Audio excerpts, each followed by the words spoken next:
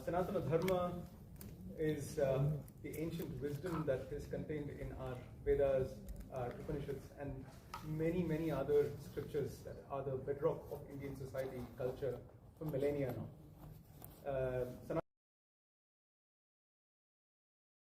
With the people around us today, but to our forefathers, and it has basically served as the single existential means to seek everlasting bliss for generations and generations of people, of seekers.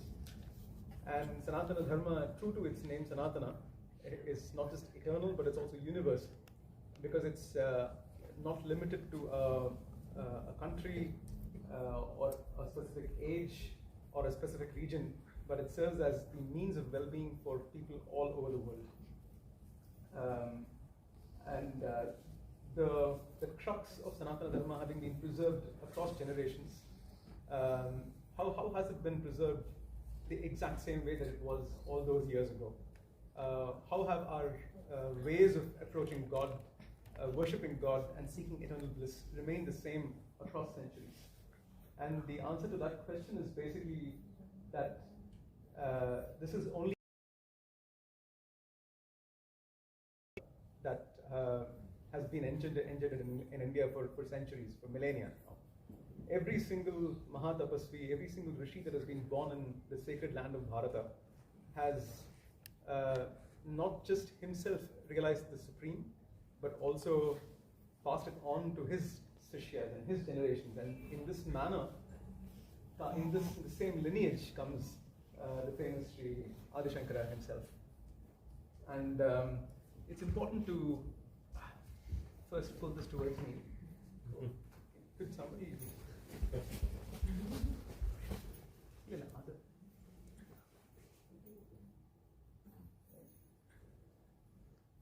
And perhaps just move closer.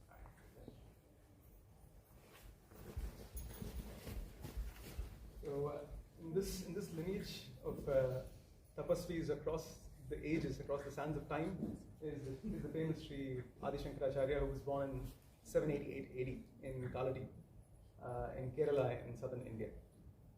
But it's important to sort of pause here and think about the time and the kind of religious and spiritual climate that Sri Adi Shankaracharya's advent happened in. Just give me a second while I make this work again.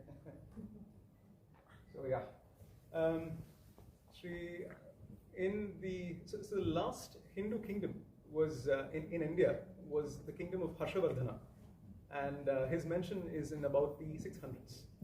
And we can already see the advent of non-Indic religions and cultures in India as early as the 4th century, 5th century, and so on. But in specific, there are Indic systems of thought that evolved in those centuries that were not particularly aligned to the Vedas. And they were on the rise already from the time of the Buddha. And these peaked around the time of Sri Adi Shankaracharya. It is said that there were about 72 different kinds of thought, schools of thought, centered around the basic questions. Who am I? Who is God? Is there a God that created this universe? What is the nature of this world? And what is the relationship between this world and me? Is there a goal? What is that goal to be achieved? And what is the path that we should take to achieve that goal? And the answers to these questions were multifold. And it seemed like everyone was just out to get each other. Everyone was just proving themselves to be the right person. But there was no one single path that unified all of these different streams of thought. And it was a time where people thought that simply abandoning all of one's duties, familial duties, simply embracing sannyasa, monkhood, was enough. Or there were those who said simply performing the yagas, all the rituals prescribed in the Vedas were alone enough to achieve the supreme. In this manner, they were the famous Charvakas who said, there is nothing beyond, we just live for today. All that consists of human life is to basically enjoy existence as it is today. In this fashion, it is said that there were 72 schools of thought back in the day. And it is in this dark spiritual era that Sri Adi Shankaracharya's advent happened. And where did it happen? It happened on the banks of this river, Purna, which is today unfortunately called Periyar, which means big river in Malayalam. But the word Purna means completeness. It means that it was nothing left, basically. So it is also the Upanishadic word used to refer to the Atman. And on the banks of this river Purna was the famous today, little hamlet, little Agrahara called Kalati. And in this village, it is said that back in the day already, in the times of Sri Adi Shankaracharya's forefathers, that is his grandfather Vidyadhiraja and his great-grandfather, all of them were already Agnihotris, and they were themselves scholars back in the day. And in this village lived the old, is important to note, and extremely pious couple who were later to be the parents of Sri Adi Shankaracharya, Aryamba and Shivaguru. It is said that they pretty much lived here all their lives. They got married here. Sri Shivaguru himself wanted to embrace sannyasa at the end of his Gurukula Vasa. But his guru is the one who basically says, no, you shan't take to sannyasa right now. You must embrace Grihastha-ashrama. There is a very noble woman who you will get married to, and you will produce a progeny that is basically an avatar of Paramashiva. And this aged couple, they are not blessed with a child for a very, very long time.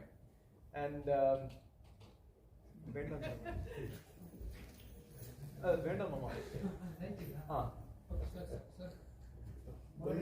கொஞ்சம் light போட்டாங்களுக்கு video கொஞ்சம் light கொஞ்சம் light இருந்தா video Can you guys see this? Yeah. All right. So you can see you now in the picture. Oh, great. Okay. So it is said that Sri Aryamba and Shivaguru worshipped the Lord with a lot of devotion, and yet they were unsuccessful in actually obtaining progeny.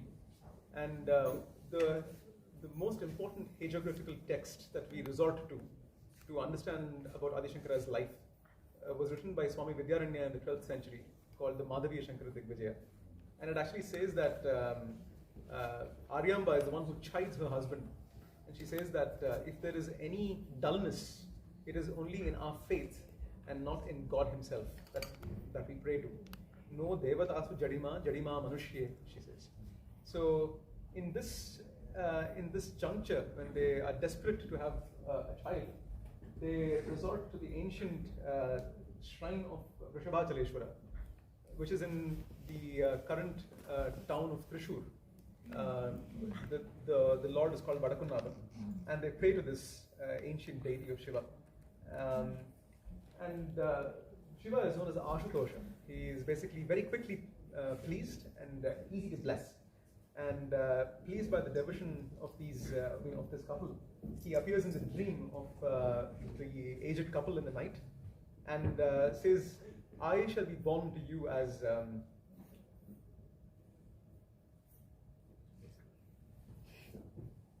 Something happening? Yeah. I think could we have less action on the periphery? Ruby, sit down. Yeah, it's okay. Everything's fine. Right. So Paramashiva appears in the dreams of Shivaguru and Aryamba and promises that he himself will be born to the couple as their progeny. And then he asks the couple if they want a highly intellectual but very short-lived son, or a dullard who is blessed with a very, very long life. And the couple chooses the former. They say, even if it's a short life, we'd much rather prefer that it's a son of extraordinary intellect. And thus is born Sri Adi Shankara to Aryamba and Shivaguru. And he grows up. It is said in the Madhaviya Shankara Digvijaya again that by the age of 3, he's already mastered languages. He's already able to speak many languages, unlike most other children who are grappling with words in the first 2 or 3 years of their lives. Which place is Vadakunnathan? It's in Thrissur. Thrissur. So yeah, much like the lives of many Mahans, so is Adi Shankara's life dotted with a lot of miracles already in his young age. There is a very famous incident pertaining to the ancient shrine of Manikamangalam. There's a very famous old temple of Devi Katyayani, which is close to Kaladi. And it is said that Shivaguru used to perform worship there every day. He was the priest there. And the Devi is the Divine Mother, Katyayani. And it is said that on one occasion, Shivaguru was unable to perform worship at this temple because he was ill. And instead, he sends his son at his behest to offer milk as a naivedya to the Devi. And Sri Adi Shankara, already at his young age, he's already blessed with a lot of uncharacteristic devotion. So the deity is not just a deity, but a living presence. So he goes to the temple and he finds that the shrine is locked. And he's, as a young child, he's disappointed, and he cries in front of the mother, saying, "Why have you refused darshan to me?" And it is said that pleased by the devotion of Sri Adi Shankara, the Divine Mother presents herself, receives the milk naivedya, and she basically drinks it. And not just that, she also returns some of the milk as prasadam to be taken back to his father, Shivaguru. Such was the extraordinary brilliance and devotion of Sri Adi Shankara already at a very young age. This is the kind of very casual miracle that you hear in the life of Sri Krishna or Rama, for example. And so, yeah, so you can see that Sri Adi Shankara receives this milk prasadam and he is able to take it back to his family as prasadam.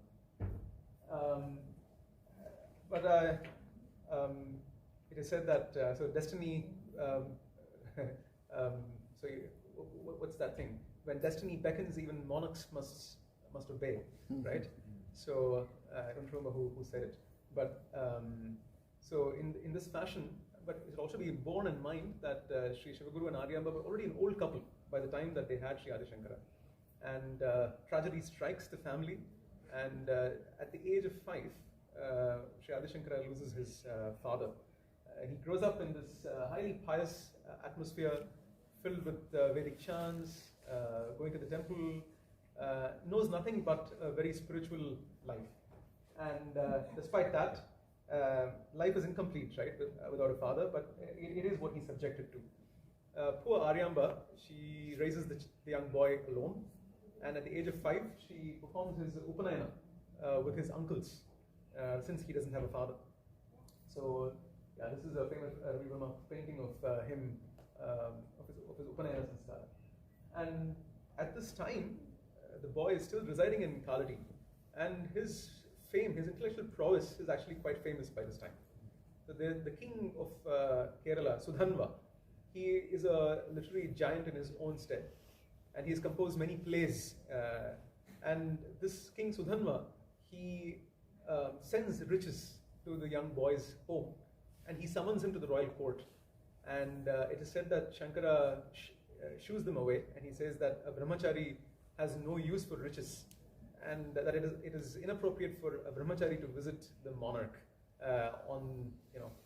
in return for money. And observing the dispassion of this young brahmachari, the king himself comes to Kaladi, and he attends upon the young Shankara, and it is said that he narrates here, he recites the 2 plays that he has then composed, the 2 new plays that he's composed to Sri Shankara at this time. The young Shankara, once after his Upanayana, he religiously follows the Brahmacharya ashrama, and he receives alms from his mother and from the people around him. But again, his mother, again quite old. Life isn't easy for Aryamba as a widowed woman. She's old and she still keeps up with her religious routines, and she makes the long walk to the Purna, the river, for her ablutions every day and walks back. And one of these occasions, she falls unconscious, and when she doesn't return home, Adi Shankara runs to see that his mother's fallen unconscious. And he then makes a fervent appeal to the river goddess, to Purna herself, and he asks her to change course and brings his mother back home. Once again, it is a mark of his intense tapas that his prayers are answered the very same night. So the mother goes home, and when they wake up the next morning, they see that the Purna has actually changed course. And even today, when you see, when you go to Kaladi, you can actually see the river flowing southwards and then northwards and then back southwards before it makes its way to the Arabian Sea. And it is in this U-bend that the river of Kaladi is, and that's exact. Oh, okay. Thank you. Maybe I don't have a support. It's much better, isn't it? I have many jobs, manager, priest, and technical. Very difficult sometimes. Okay. Thank you so much. Have you guys been following what I've said up until now? Is it okay? Is it all right? Yeah, okay, great. Okay, nice. So yeah, I mean, even now when you go to Kaladi, you can see that. Kaladi is nestled in the U-bend of the river. Okay, Karthik. Repeat. Yeah, let's say that. Sound? I will continue. So yeah, you can see the young Aryamba waking up Shankara to see that the river has basically made its way right behind their home. And even today, you can actually see that the Jabalbhumi Kshetram is right on the banks of the river Purna in Kaladi. We'll wait a little bit for this. Is it on? Button open it. There is a button. You have to own. There's a button. Yeah. So.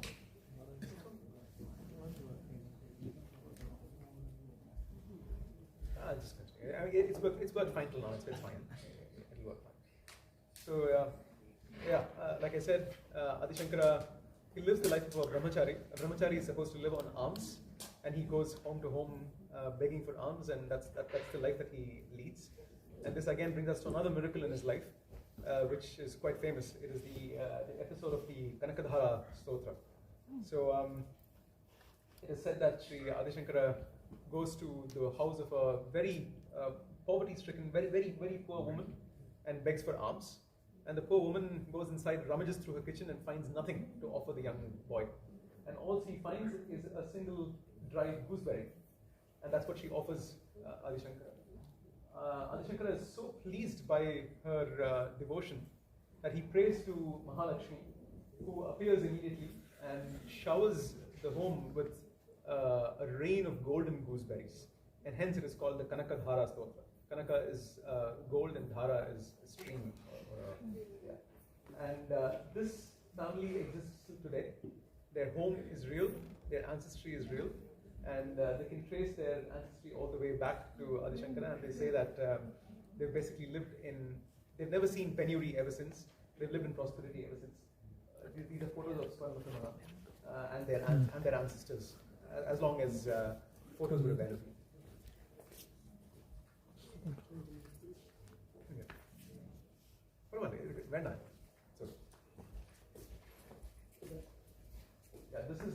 This is Swarnatamana, the house that was blessed by Mahalakshmi and Adi Shankara. But unlike young boys who have dreams, who want to live a worldly life, who want to make money, Sri Adi Shankara was never really enamored by material life.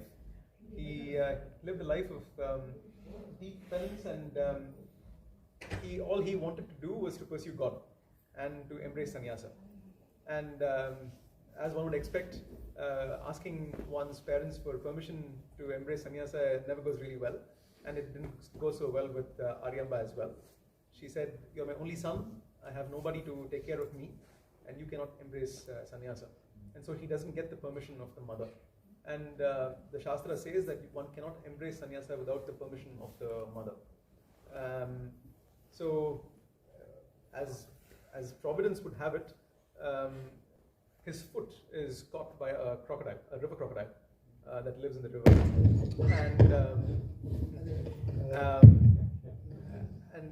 So at this point, Shankara says that he says to his mother, let me take what is called Apat Sannyasa.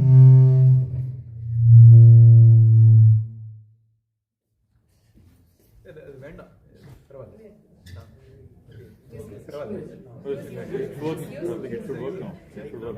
Battery change பண்ணிருக்கேன். Yeah, it will work. Let's give it another try, yeah? So Sri Shankara says that she should now grant him permission to take Apat Sannyasa. Apat Sannyasa is taken when the situation is very dire. It involves just uttering a few mantras and thereby discarding all material life. And thereafter, the person is considered a sannyasi. But there's also an ulterior motive there. Right? Sannyasa is considered a second birth. Just like how Upanayana is considered a second birth, sannyasa is also considered a new birth. And Sri Shankara believes that when he's given a new lease of life, since the crocodile holding his foot in his past life, he would be freed of that menace. And that is exactly what happens. Caught in this predicament, Aryamba would much rather that his son live as a mendicant than die as a brahmachari, as her son. So, with no choice but to give permission, she grants him permission to become a sannyasi. And quickly, Acharya attains, he utters the mantras that make one a sannyasi. And the crocodile relinquishes its hold, and Shankara is saved. So goes the story. And that ghat, which is called Mudalakadal Ghat in Kaladi, that is this here. You can see this ghat, and it's preserved till today. When you go to Kaladi, you can see this in the Janmabhoomi Kshetra in Kaladi. So Aryamba now gives Shankara permission to depart home, and at this time, Sri Shankara is 8 years old. The famous shloka goes Ashtavarsha Chaturvedi. So he was apparently well versed in all the 4 Vedas by the age of 8.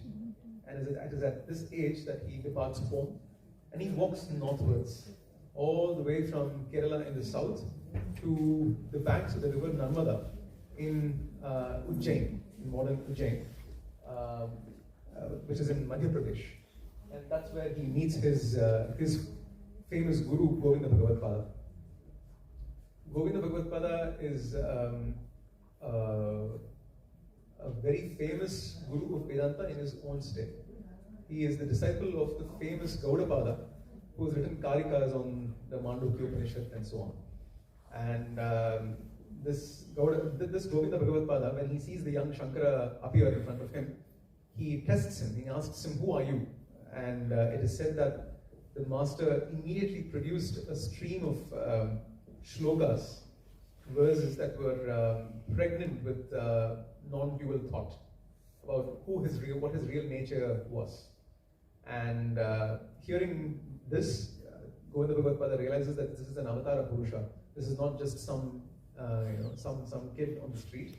And he realizes that he's an avatar of Shiva, and he says he must bless him with sannyasa. And thus is born the young sage Sri Shankaracharya at the age of 8. Sri Shankara resides with Govinda Bhagavad-pada over 4 years, and he learns Vedanta under his guru. And it is said that he, of course, since he is an avatar of Paramashiva, it's no doubt that he excelled in all knowledge. And the guru, seeing this excellence in his knowledge, commands him to go out and write commentaries on the scriptural texts that are the basis of Sanatana Dharma. And he says there have been no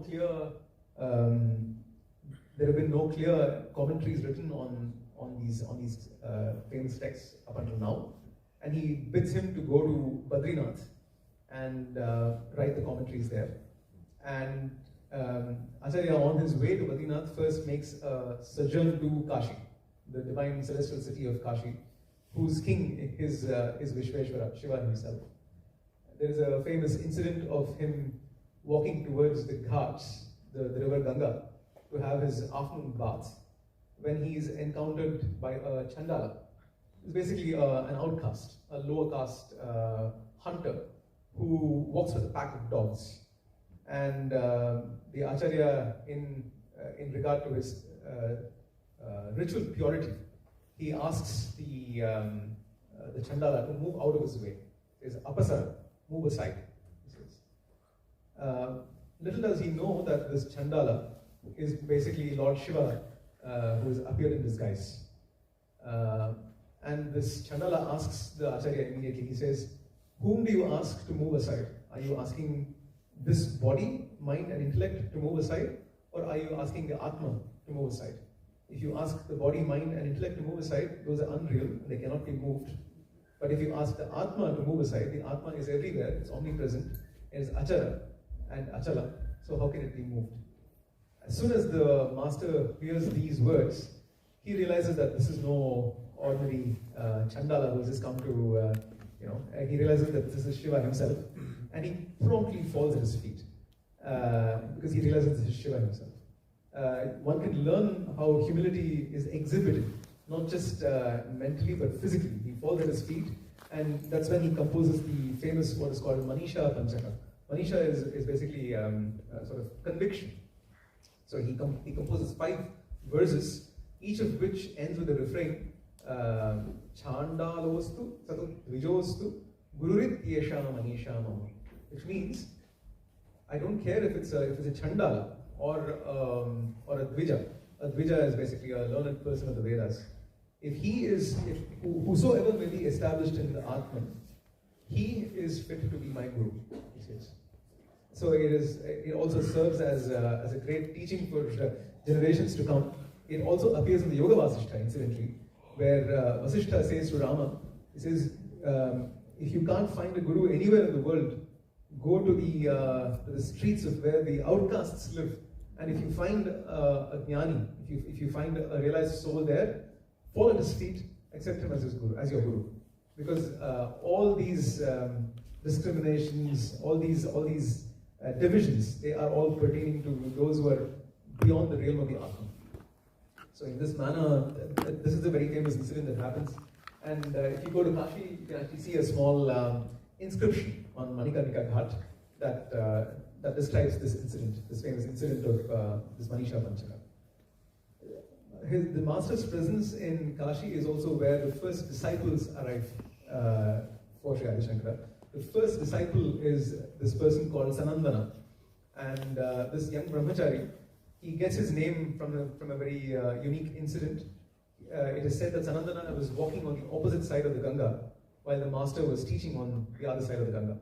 And the master beckons to Sanandana and says, come ashore.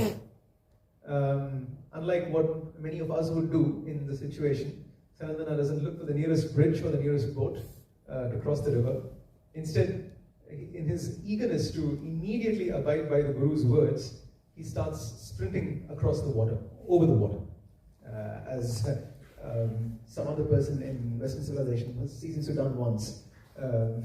So walking over water seems to be a thing amongst great souls. So he walks over the water, and it's said that a lotus bloomed at every step so as to support the tread of Sri Sanandana. Looking at this devotion of this young lad towards the Guru, he is then christened Padmapadacharya. Padma is lotus and Pada is foot, and because lotus appeared to support his feet, he is known as Padmapadacharya. He is the first of the primary Shishyas of Sri Adi Shankara, and he's famous to have composed a very famous commentary on the Brahma Sutras, Panchapadika. I'm going to wait for the video because I haven't tuned this properly. Okay, yeah. The master finally makes his way to Badrinath, where he writes his famous commentaries on the Prasthana Traya. Are you aware of the Prasthana Traya? Okay. So the Prasthana, do you have a question? No? No. The Prasthana Trayas are what are called the 3 foundations of Sanatana Dharma. The foundational texts upon which all Vedantic thought rests. The first one that you see here is the Bhagavad Gita Bhashya, the Bhagavad Gita, or the commentary of Sri Adi Shankara on the Bhagavad Gita. The second pillar are the Upanishads. So the end of the last parts of the Vedas, they're called the Upanishads, and they reveal the highest thought. And they're the second pillar. And the third and the last pillar are the epithets of Vyasa, called the Brahma Sutras. These three put together are called the Prasthana Traya, the three Prasthanas. They're also called Shruti Prasthana, Smriti Prasthana, Nyaya Prasthana. But nonetheless, the command of Govinda Bhagavad was to write commentaries on each of these Prasthanas. And that's exactly what the master did while he was in Badrinath. They are still the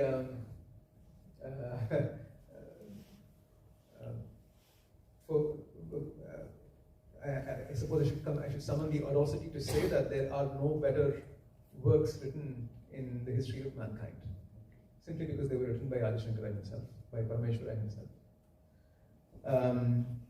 So at this point, Adi Shankara has written the commentaries on the Prasthana Trayas, but he says it's not enough to simply write these books and let them rot in a library shelf somewhere.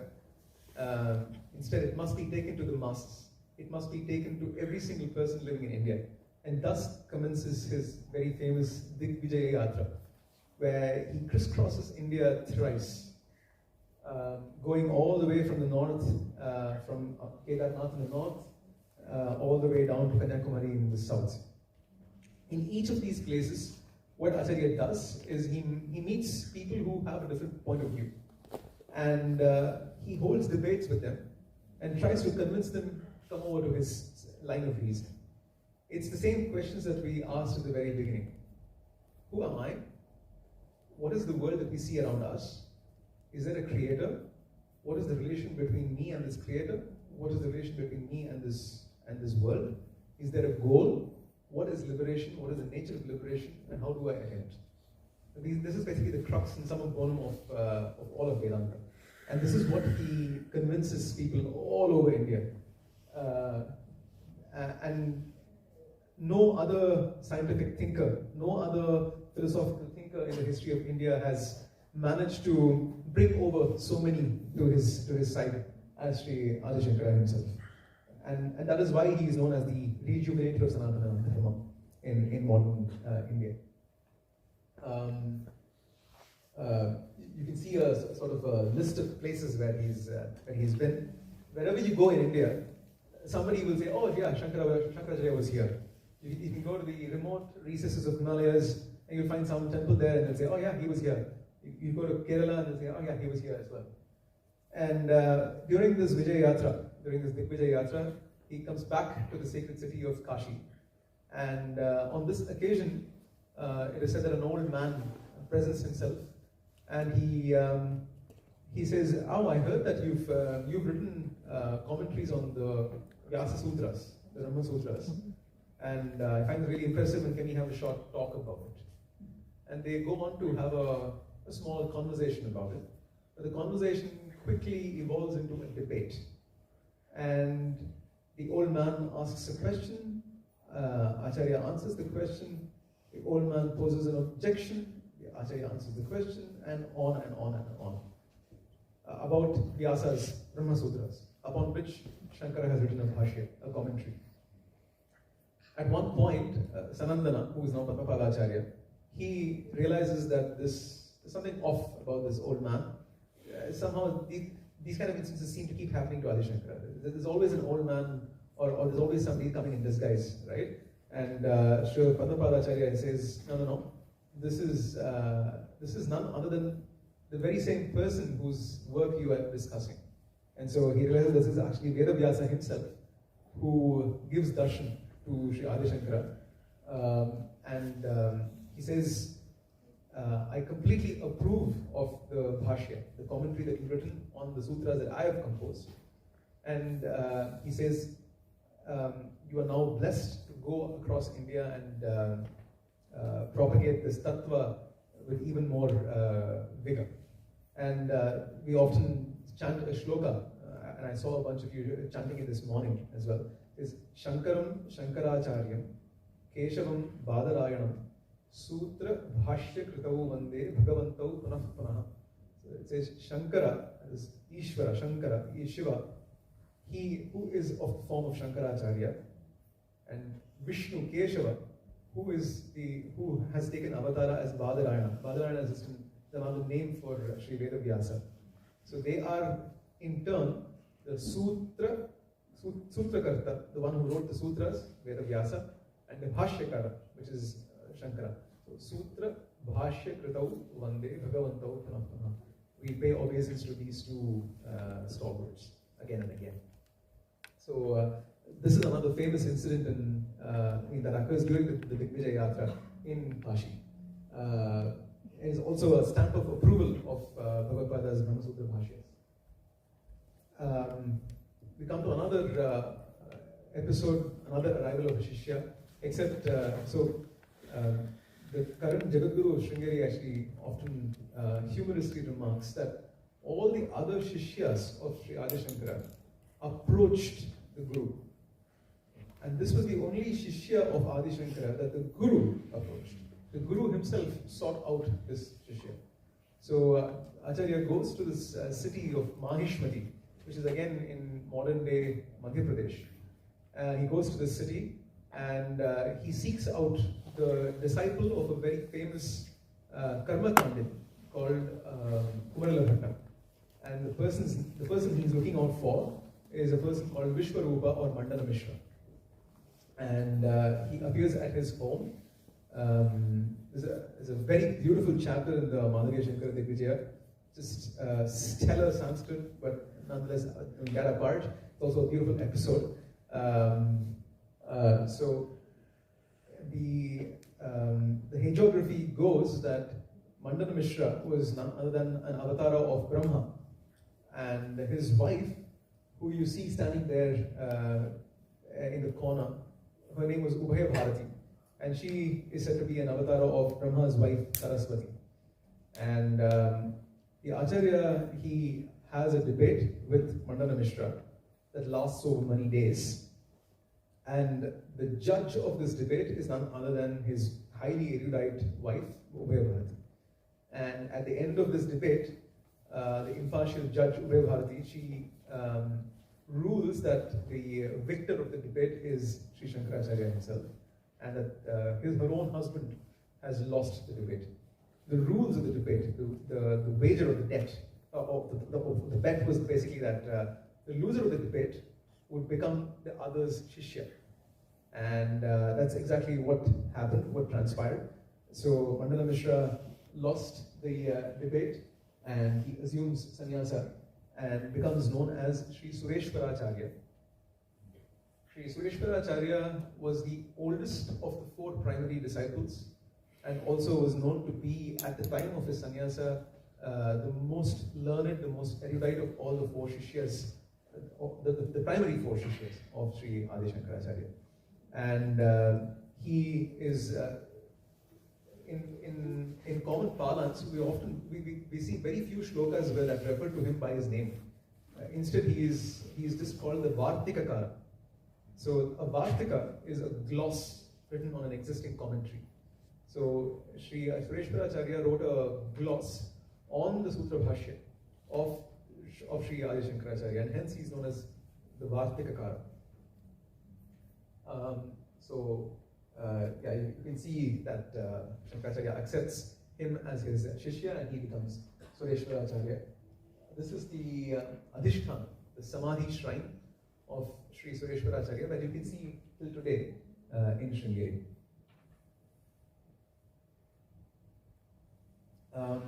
The master wends his way down to the south, and in the state of Karnataka, the master appears in a village called Shribali. And in this village, a couple with a very young boy, they come and present their son to the Acharya. And they complain that ever since this boy was born, the boy was a dullard, and he never talked, ever. And they prayed for the master's anugraha, for his blessing. that the boy would grow mentally, grow intellectually. And just like how Govinda Bhagavad questioned Shankaracharya, asking him, who are you? In a similar manner, Shankara looks he has one look at this boy, and he realizes, no, this boy isn't a dullard. He's not an idiot. And he realizes that he's a very realized soul. And instead he asks him, who are you? And this boy, who has never spoken in his life, immediately breaks into verse. And he composes 8 verses that are replete in the Atmic state, in the Atmic realization. He basically says that I am not any of this material existence, but I am the Nitya Shuddha Buddha Mukta Swarupa. I am the Atman itself. And the master is extraordinarily pleased. And he says that this boy, the Atman, the self, is so evident to him. Just like how if we placed a gooseberry on our palm, and if you look at it, it would be so evident, it would be so easily visible.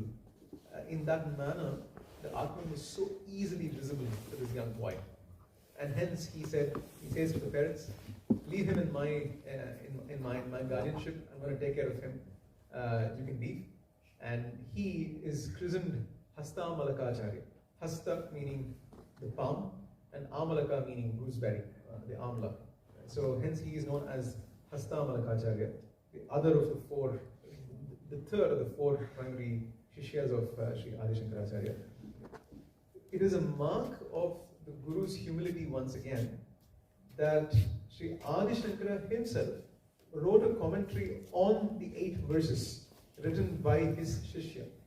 The 8 verses of the 8 verses that he spontaneously composed when he met the Acharya, Hasta Malaka, they are known as the Hasta Malakiya.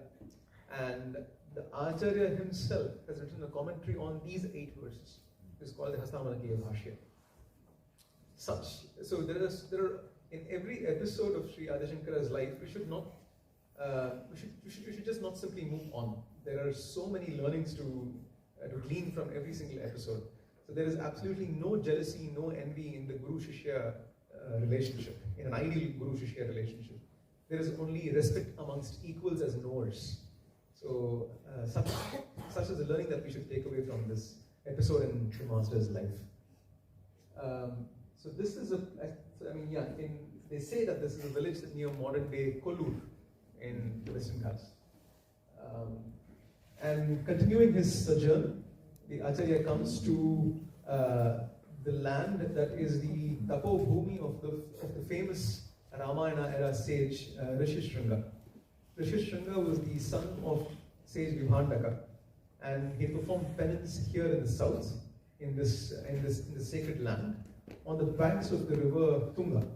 And Rishishringa was the one who performed the Putra Kameshti Yaga for King Dasharatha that enabled him to beget Sri Rama and 3 others as his sons.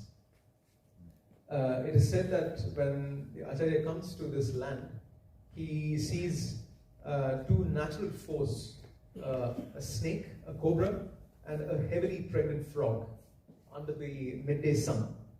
And he sees that these 2 natural foes are living in perfect friendship. And the cobra shields the heavily pregnant frog from the sun by covering it with its foot instead. And the Acharya, he exclaims that if this is a place where even such foes can be in such peace, this must be a land of inestimable penance. And it is here that he decides that he should continue the tradition of the Vedantic knowledge that he in himself embarked on, but he should make it available for ages to come. It should remain for generations to come. And it is here that he decides to establish the first of his Amnaya Peethams, or the first of his monasteries in this land, which is today called Rishishringapura or Sringeri in the south.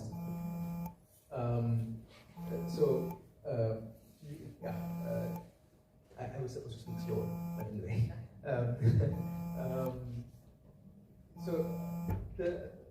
Amongst the 4, this is the first. the first peetam that he establishes. You can see, and he didn't suffice by simply establishing a monastery. He wanted to preserve the divinity of knowledge in this place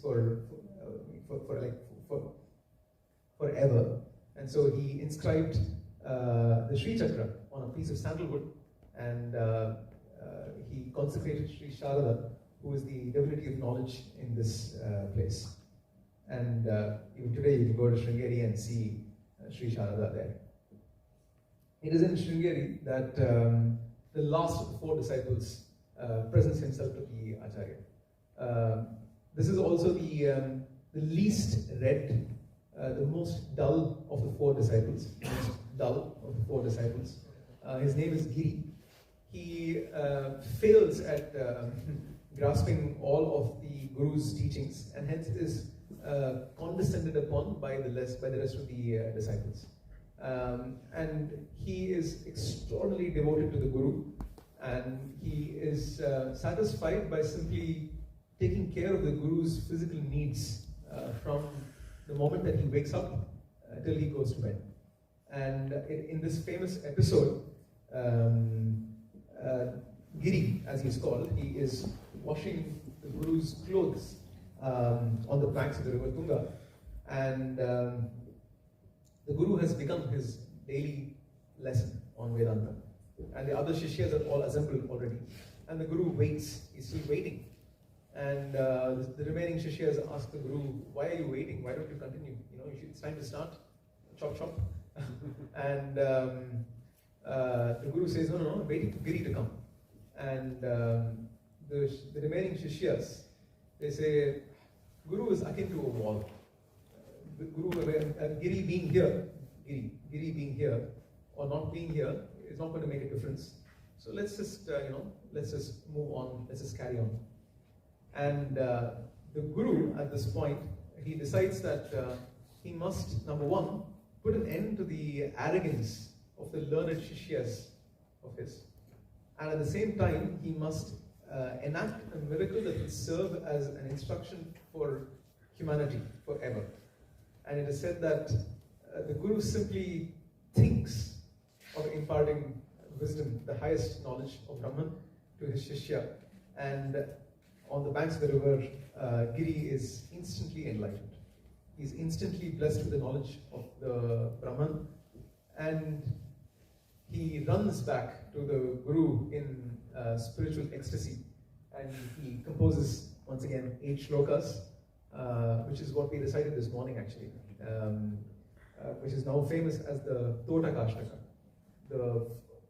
He composed these 8 verses in a specific meter called Totaka, which is a sort of just like how we have iambic pentameter in English. It's a kind of rhythm.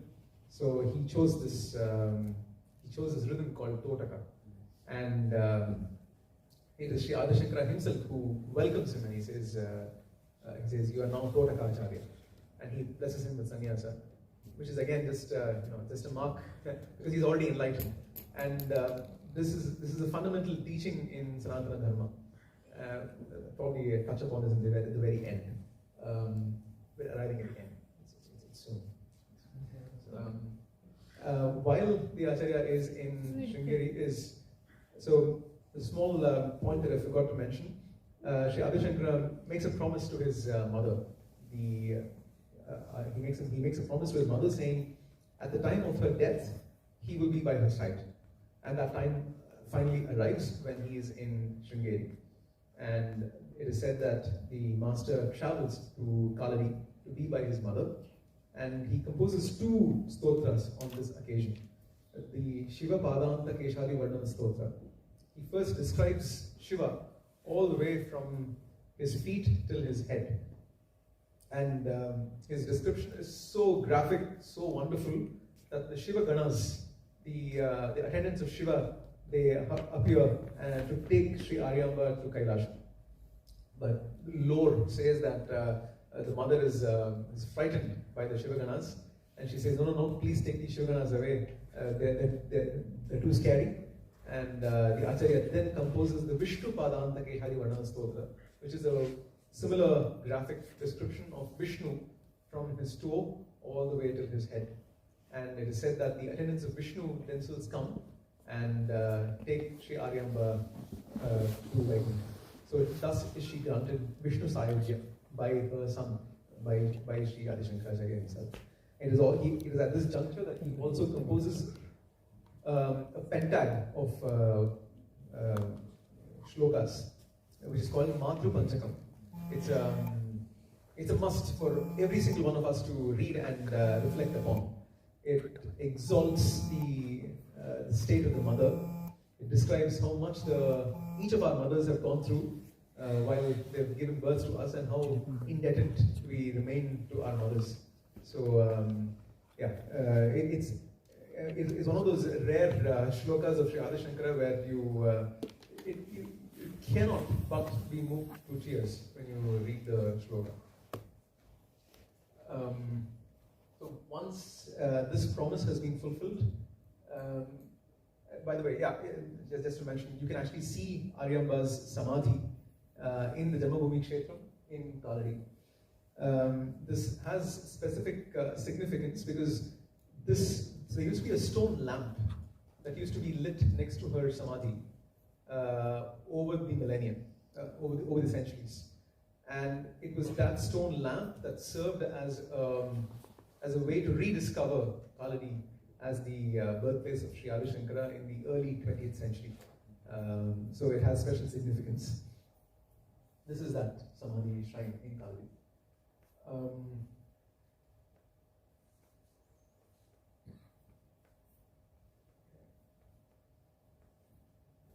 Worshipped incorrectly, and the mother was so angry. And so Acharya, he inscribes the Sri Chakra, prescribes the way of worship, and calms her down, and she becomes the benevolent mother that we all worship today. So in his Ashwata Shatanamavali, we say, Kanchyam Sri Chakra Rajakhya Yantra Sthapana Dikshitaya Namaha, the one who established the Sri Chakra in Kanchi. Similarly, he instituted ways of worship in every single place that he went to. If you look at Pashupatinath in Nepal, the priests who worship come from the town of Kundapur, which is in the south, in Karnataka. In the ancient shrine of Rameshwaram in the south, the priests who worship Rameshwara come from Maharashtra in the west. The greatest nation builder, the greatest unifier of all of India's differences was Sri Adi Shankara himself. Just the sheer number of shrines he visited, the number of systems he put in place for future worship, and they stand till today, and they stand as testimony to his greatness, to his genius.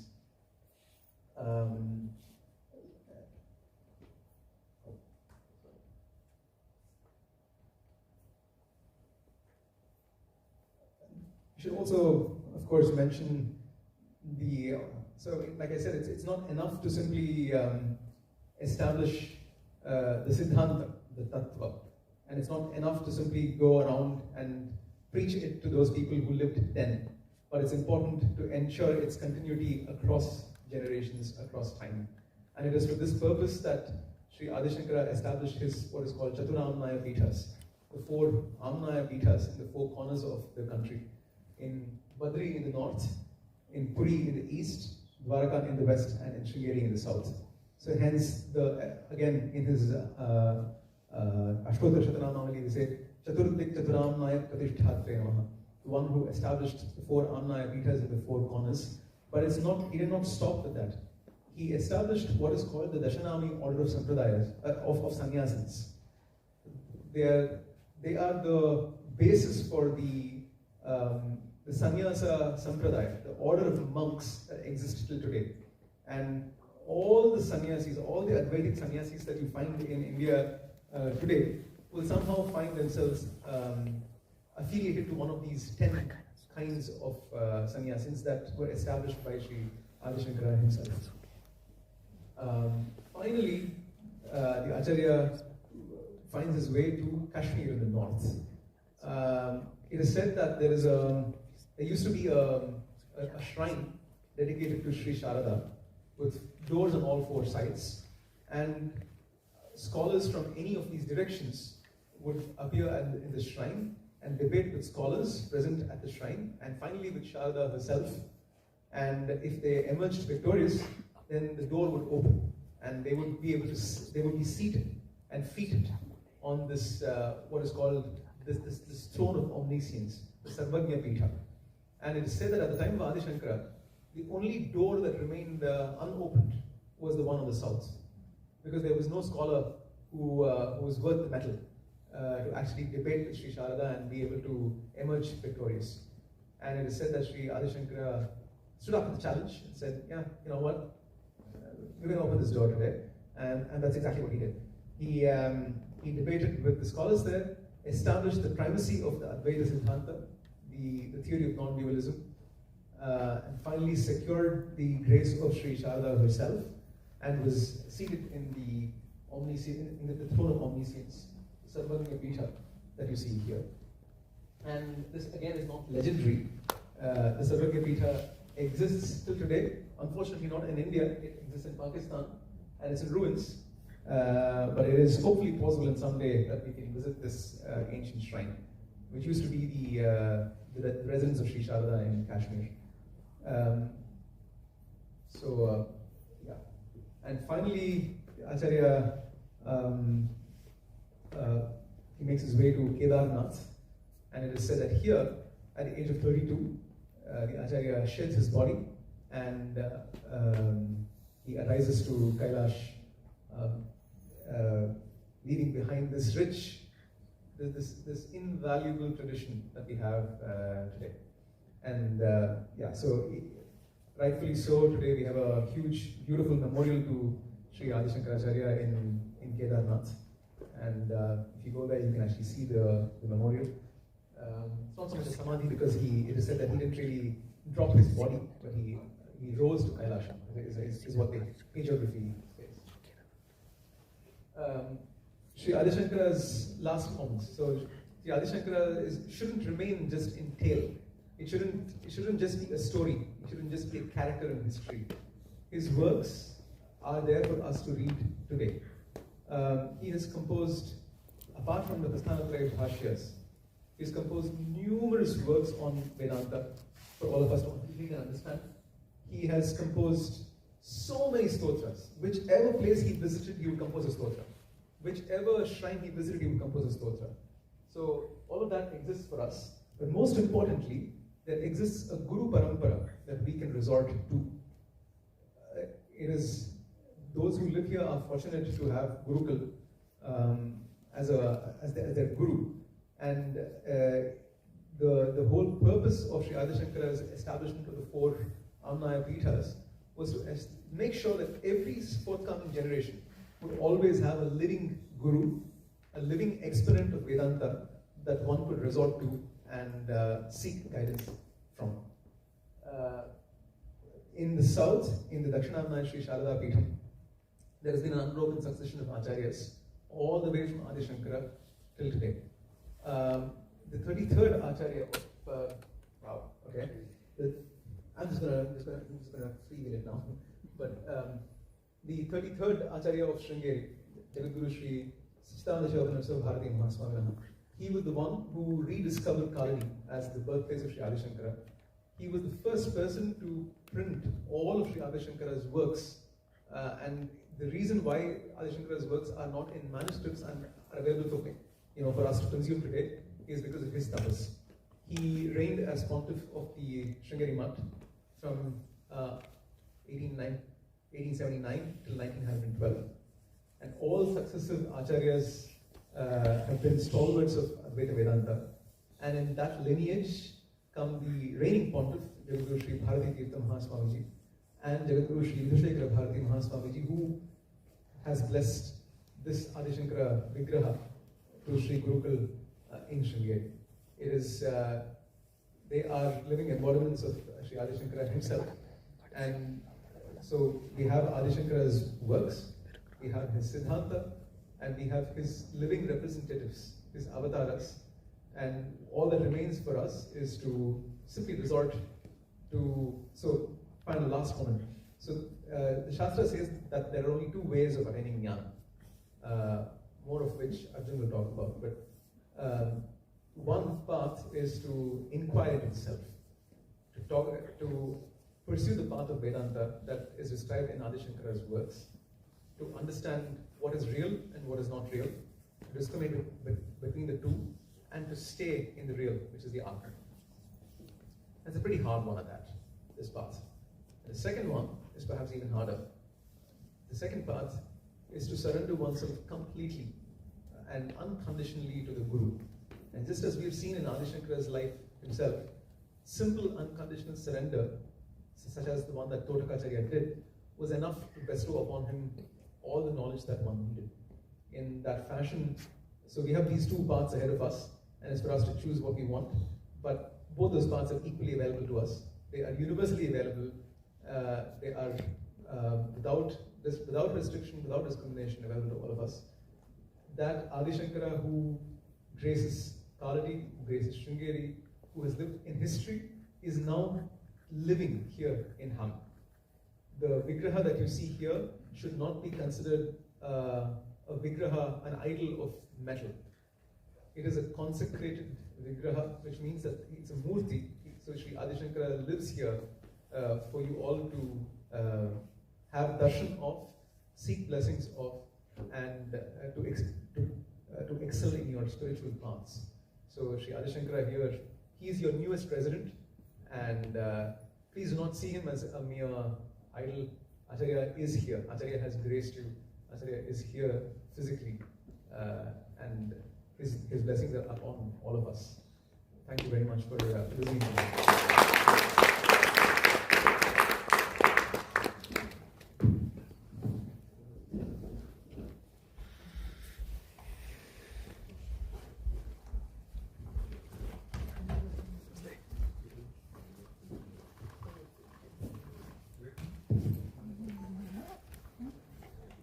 Thanks a lot, Karthik, for this illuminating and informative lecture on Adi Shankara's life, work, and impact.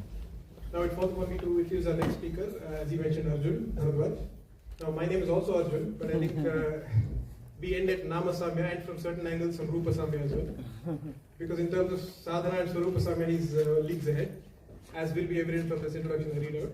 Now Arjun is an author, researcher and translator, with enviable command over Sanskrit, Greek, German and English languages.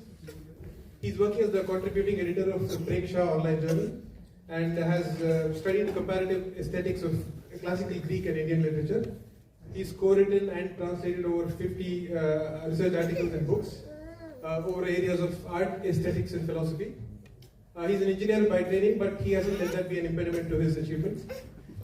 He is visiting faculty at several universities and institutions and has conducted workshops on Nati Shastra, Artha Shastra, Puranas, temple art and iconography and aesthetics. Some of his works include the Essential Ramayana, the Essential Mahabharata, which is a translation of the work by A.R. Krishna Shastri in Kannada, Prekshaniyam, and Nayana Savana, co-authored with the famous Shatavadani Dr. R. Ganesh. I invite Arjun now to speak on the fundamentals of Vedanta.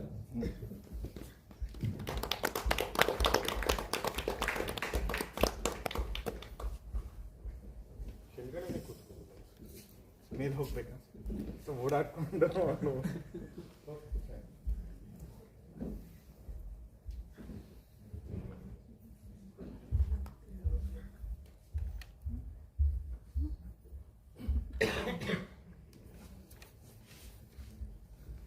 श्रुतिस्मृतिपुराणानाम् आलयं करुणालयं नमामि भगवत्पादं शङ्करं लोकशङ्करं चिदानन्दकलां वाणीं वन्दे चन्द्रकलाधरां नैर्मल्यतारतम्येन बिम्बितां चित्रवृत्तिषु. Namaste everyone, to all the inhabitants of Germany, Europe. It's a very nice occasion to be here with all of you when the first Vigraha of Shankara Bhagavad-pada is being established here. See, the word Vigraha itself is interesting. It means Vishishtataya Gruhyate iti Vigraham. So something which is abstract, it is captured in a concrete form for our purpose, for our benefit. So that is what Vigraha does. See, we say that this is the Vigraha of Shiva, this is the Vigraha of Ganesha, etc. So Shiva, Vishnu or Ganesha or Devi, all of these are all pervading entities. They are everywhere, But for us to understand them and to relate to them, we need a concrete object. So that concrete object is the vigraha. Vishishtataya gruhyate iti vigraha. See now, very beautifully, Karthik ji presented the life of Shankara Bhagavad-pada. Shankara Bhagavad-pada is also called Shanmata Sthapanacharya. So 6 matas or 6 schools of worship were established by Shankaracharya, and all of them are equally important and equally relevant and equally applicable, and one can be pursued. So the Shan Matas, the 6 schools of worship are Shaiva, Vaishnava, Shakta, Saura, Ganapata and Kaumara. So Shaiva is the school of worship which worships Shiva, of course, as Shiva as the main deity. Vaishnava has Bhagavan Vishnu, Srimad Narayana as the main deity. Kaumara has Kumara or Skanda as the main deity. Shakta has Shakti or Devi as the main deity. Saura has Surya, and Ganapata has Ganesha. Now the point is, Shankaracharya speaks about Advaita Vedanta, which is something to be realized within our own selves. But then what is the relevance and importance of these worship traditions? So that question naturally arises. Before I get in there, let me just briefly try to speak about what is the fundamentals of the Vedanta as presented by Shankara. I would like to come closer, because the word Upanishad itself means being close to the audience, or the audience coming close to the teacher. Either one of them should happen. Upanishad, it means proximity. Distance can create distance in understanding as well. Right? So, one of the main pretexts or one of the main tenets of Shankara Bhagavad-pada's Vedanta is the Avasthatraya Viveka. A very, very important thing which most of us, once I say it, it becomes very obvious. But until we say it or until we think about it, we might not even have realized something. See, all of us are in the wakeful state now. All of us are awake. Awake, right? Okay, thank you. Yeah. So that is called the Jagrad Avastha. All of us, for some time in the day, all of us are awake. That is called the Jagrad Avastha. So now all of us know what is this. Where are we? We are in Hamm, in Deutschland, in Germany. We are in Europe, etc. We know what is the time. It is 3:50 or 3:55 or something in the afternoon. So we know the space and time. And our happiness while we are awake is dependent on our body and mind, right? See, suppose I have a headache or I have a stomach pain. That's not a happy state to be in. My stomach is causing me pain. My head is causing me pain. It is causing me distress or dukkha. And if the temperature is very high, I won't be happy again. If it is very cold, I won't be happy. So my state of happiness or sadness is dependent on the body. It is also dependent on the mind while I am awake, right? So somebody comes and shouts at me unnecessarily, so I get annoyed and I get worried and I feel sad. Or somebody praises me, or somebody rewards me with a lot of money or gives me a free trip to Antarctica or Mars or wherever, right? So that makes me happy. So my state of happiness while I am awake, which is the Jagrad Avastha, is dependent on the external world. I am happy if the temperature is comfortable. I am happy if this person praises me. So all our happiness in the Jagrad Avastha has got these if and but conditions. Idadre santoshvagirtini, idilde inna agodilla. And that constantly we have that, right? Now all of us go to the Swapna Avastha when we sleep. There is the state of dream, which is the Swapna Avastha, when all of us sleep. So there in the state of sleep, or when we get the dreams, we get very strange dreams. Our mind itself would have created that situation. I always get dreams. I have gone to the examination hall. I have thought that it is a science exam. It turns out to be a mathematics exam, and so much of nightmare. Right? So it is a situation that we have created. We Indians, that too, born in some South India especially, lot of exam pressure and tension, etc. Right? So those kinds of nightmares. Or being chased by a pack of dogs. You are at the edge of a cliff. You either have to fall down from the cliff or get bitten by the dog. All these situations we have created in our own mind. and our mind is getting trapped in the situation that it has created, and it is experiencing joy or sadness. So Bhagavad Pada says, Kshane Kshane Srushtihi Kshane Kshane Layaha is what is happening in the state of Swapna. What is happening? Every moment our mind is creating its own illusion, its own space, its own time. See, none of us asked a logical question. In the state of dream, were we thinking logically? Ilyak bande nano, idyav bettad mele idine, idyav naigalu bandirodo. We never ask those kinds of questions. Or in which standard am I in? Which class am I going to? All these things don't matter to us at all in the state of dream. There is no logical element there. Right? We are just experiencing it. Ee building yaar kattidru, ee deshan yaar kattidru, yaar haal madidru. Idu yavadra ಬಗ್ಗೆ ಏನು ಪ್ರಶ್ನೆ ಇರೋದಿಲ್ಲ. Right? So no, without logical thinking, Kshane Kshane Srishtihi Kshane Kshane Layaha. Every moment our mind is creating its own world, getting trapped in the world and coming out of the world, experiencing the world and coming out of the world. So another example given in connection with this is, just like a spider creates a cobweb out of its own body, it's not an external material that it has used, and it takes back the cobweb into its own body. Similarly, the mind has created its own world from its own self and has dissolved it within its own self. So in the state of dream, our body is at rest, but mind is active. So Jagrita Avastha, our happiness was dependent on the space, time, body and mind. In the Swapna Avastha, our state of happiness or sadness was dependent on the mind itself. The body was at rest, but the mind itself was creating illusions. But there is the state of Sushupti, which is the state of deep sleep, which is the dreamless state, where you're not even dreaming, you're in a complete state of rest. Body is at rest and mind is at rest. In the state of deep sleep, were you aware of where you have fallen asleep? Or what is the time were you aware of? Or was your stomach pain bothering you?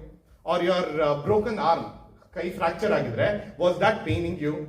None of that was bothering you. Or tomorrow I have to quarrel with my boss, or I have to quarrel with my children, etc. Were any of these things bothering? No mental or physical ailments were bothering us in the state of deep sleep. Right? And did we have the need for a second thing? Did I have the need for eating something very tasty? Did I have the need for earning a lot of money? Did I want anything? And my state of peace or joy in the state of Sushupti, was it because of anything? See, while I am awake, if the room temperature is fine, I will be happy. If I eat an ice cream, I will be happy. My happiness is because of something else. But in the state of deep sleep, it is because of what? Because of nothing external, and you did not want anything else. A husband did not require the company of the wife did not require the company of the husband, nor did you need your children, nor did you need your job, etc. So that state, which is independent of everything else. It is not dependent on anything external. Your own body is not mattering to you. Your broken arm, your fractured hand is not causing pain. Right? Your stomach is not causing pain. Your mind is not bothering you. So it is that piece of state of joy is not dependent on anything external. And you don't have the requirement of getting anything external. So that is the state of Advaita. There is no two-ness. It is completely independent. There is no second thing that you want. Space and time you had temporarily transcended. Body and mind also you had temporarily transcended. Space, time. Whether you had fallen asleep in the train or in the ship or in the flight, it doesn't matter when you are in the state of deep sleep. Right? So therefore, what Shankara Bhagavad-pada's one of the main arguments is that in the state of Sushupti, we have seen that joy, eternal joy, is not necessarily because of the external world, but it is something which can be found within your own self. So very beautifully he puts it across in one of his important Prakarana Granthas, which is called the Viveka Chudamani. So the words Sushupti comes from Swasmin Atmani Apitaha. You are completely absorbed and enjoying your own self, which is beyond the body and mind. So all of us have got this experience in the state of deep sleep. Our state of joy did not depend on anything else. Now Shankara Bhagavad-pada is saying that in his philosophy, in his Vedanta, in his, the very word philosophers is interesting, love for knowledge. Knowledge of what? Knowledge of the self, in the case of Shankara Bhagavad-pada. Okay, so this kind of ananda is something which can be made permanent to all of us. Who wants to depend only on something external to be happy? We have seen with this example of avastha traya, these three states, Jagrat, Swapna and Sushupti. These are the three avasthas, three different states. Through the avastha traya viveka, by analyzing all the three states with equal importance, we have realized that there is, in the Sushupti avastha, there is ananda which is not dependent on anything external. See, here Shankara Bhagavad-pada makes the argument that every other school of philosophy, whether Indian or Western, whether it is any other Indian philosopher or any other Western philosopher, all of them are biased towards the Jagrat state. They are all bothered only about what you see with your eyes open. They are philosophizing based on only what you see with your eyes open. Jagrat Abhinivesha, the avastha traya viveka has not been performed accurately. Namaste Sridharji. Yeah. Thanks a lot. Yes. Yeah. So avastha traya viveka has not been done, and it is important to analyze all the three states with equal importance, with equal significance. You'll have to keep that in mind. So this kind of ananda, which is independent of everything else, that is an example for the state of eternal joy that one can get.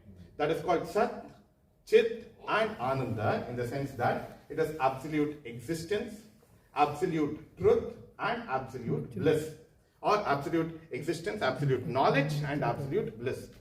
Why are we using the word absolute with it? And what about the rest of the knowledge that we have? Right?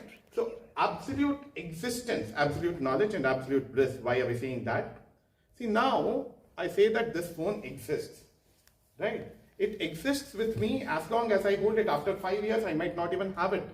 So the existence of this phone is relative to a particular space and a particular time. Similarly, the knowledge of what is this is red color. This is also, the knowledge is also very subjective to the one who is looking at it. If I remove my spectacles and see, I see it very differently. If I look at it with a microscope, I see it very differently. So I can never have an absolute knowledge of what is around me. And everything around me will not absolutely exist forever. It is dependent on space and time, everything else around us. And the knowledge is also dependent on the perceiver's sense organs while they are awake, right? While we are in the wakeful state. But this state of bliss and also the joy which we already discussed, it is also very temporary, what we get from the material world. As long as I'm eating grapes or ice cream, I'm happy. Then somebody comes and scolds me, or I get a throat pain after having eaten a lot of that ice cream, so I become sad. Right? So my state of happiness is not absolute, it is relative. It is subjective to something external to me. So therefore it is not absolute. It is neither Sat nor Chit nor Ananda, because it's constantly changing. But the Ananda that we feel within ourselves in the state of Sushupti, which we discussed, which is not dependent on anything external, where you have no need of a second thing. Advaita means a second thing. There is no need for a second thing in the state of that Ananda. So that is absolute truth, because that experience is not dependent on your sense organs. See, now I see this in a certain way. My other friend who shares my name may see it in a certain other way. It is subjective to our perception. It is subjective to the strength of our eyes. If a cat sees, it will see it in a different way. If a dog sees, it will see it in a different, some other way. Right? So everything in the world is relative. But the state of joy that you experience in Sushupti, in the state of deep sleep, it is not dependent on gender, it is not dependent on nationality, it is not dependent on what caste or what background you come from, it is not dependent on age. It is true for all times, the kind of joy that you get in the state of deep sleep.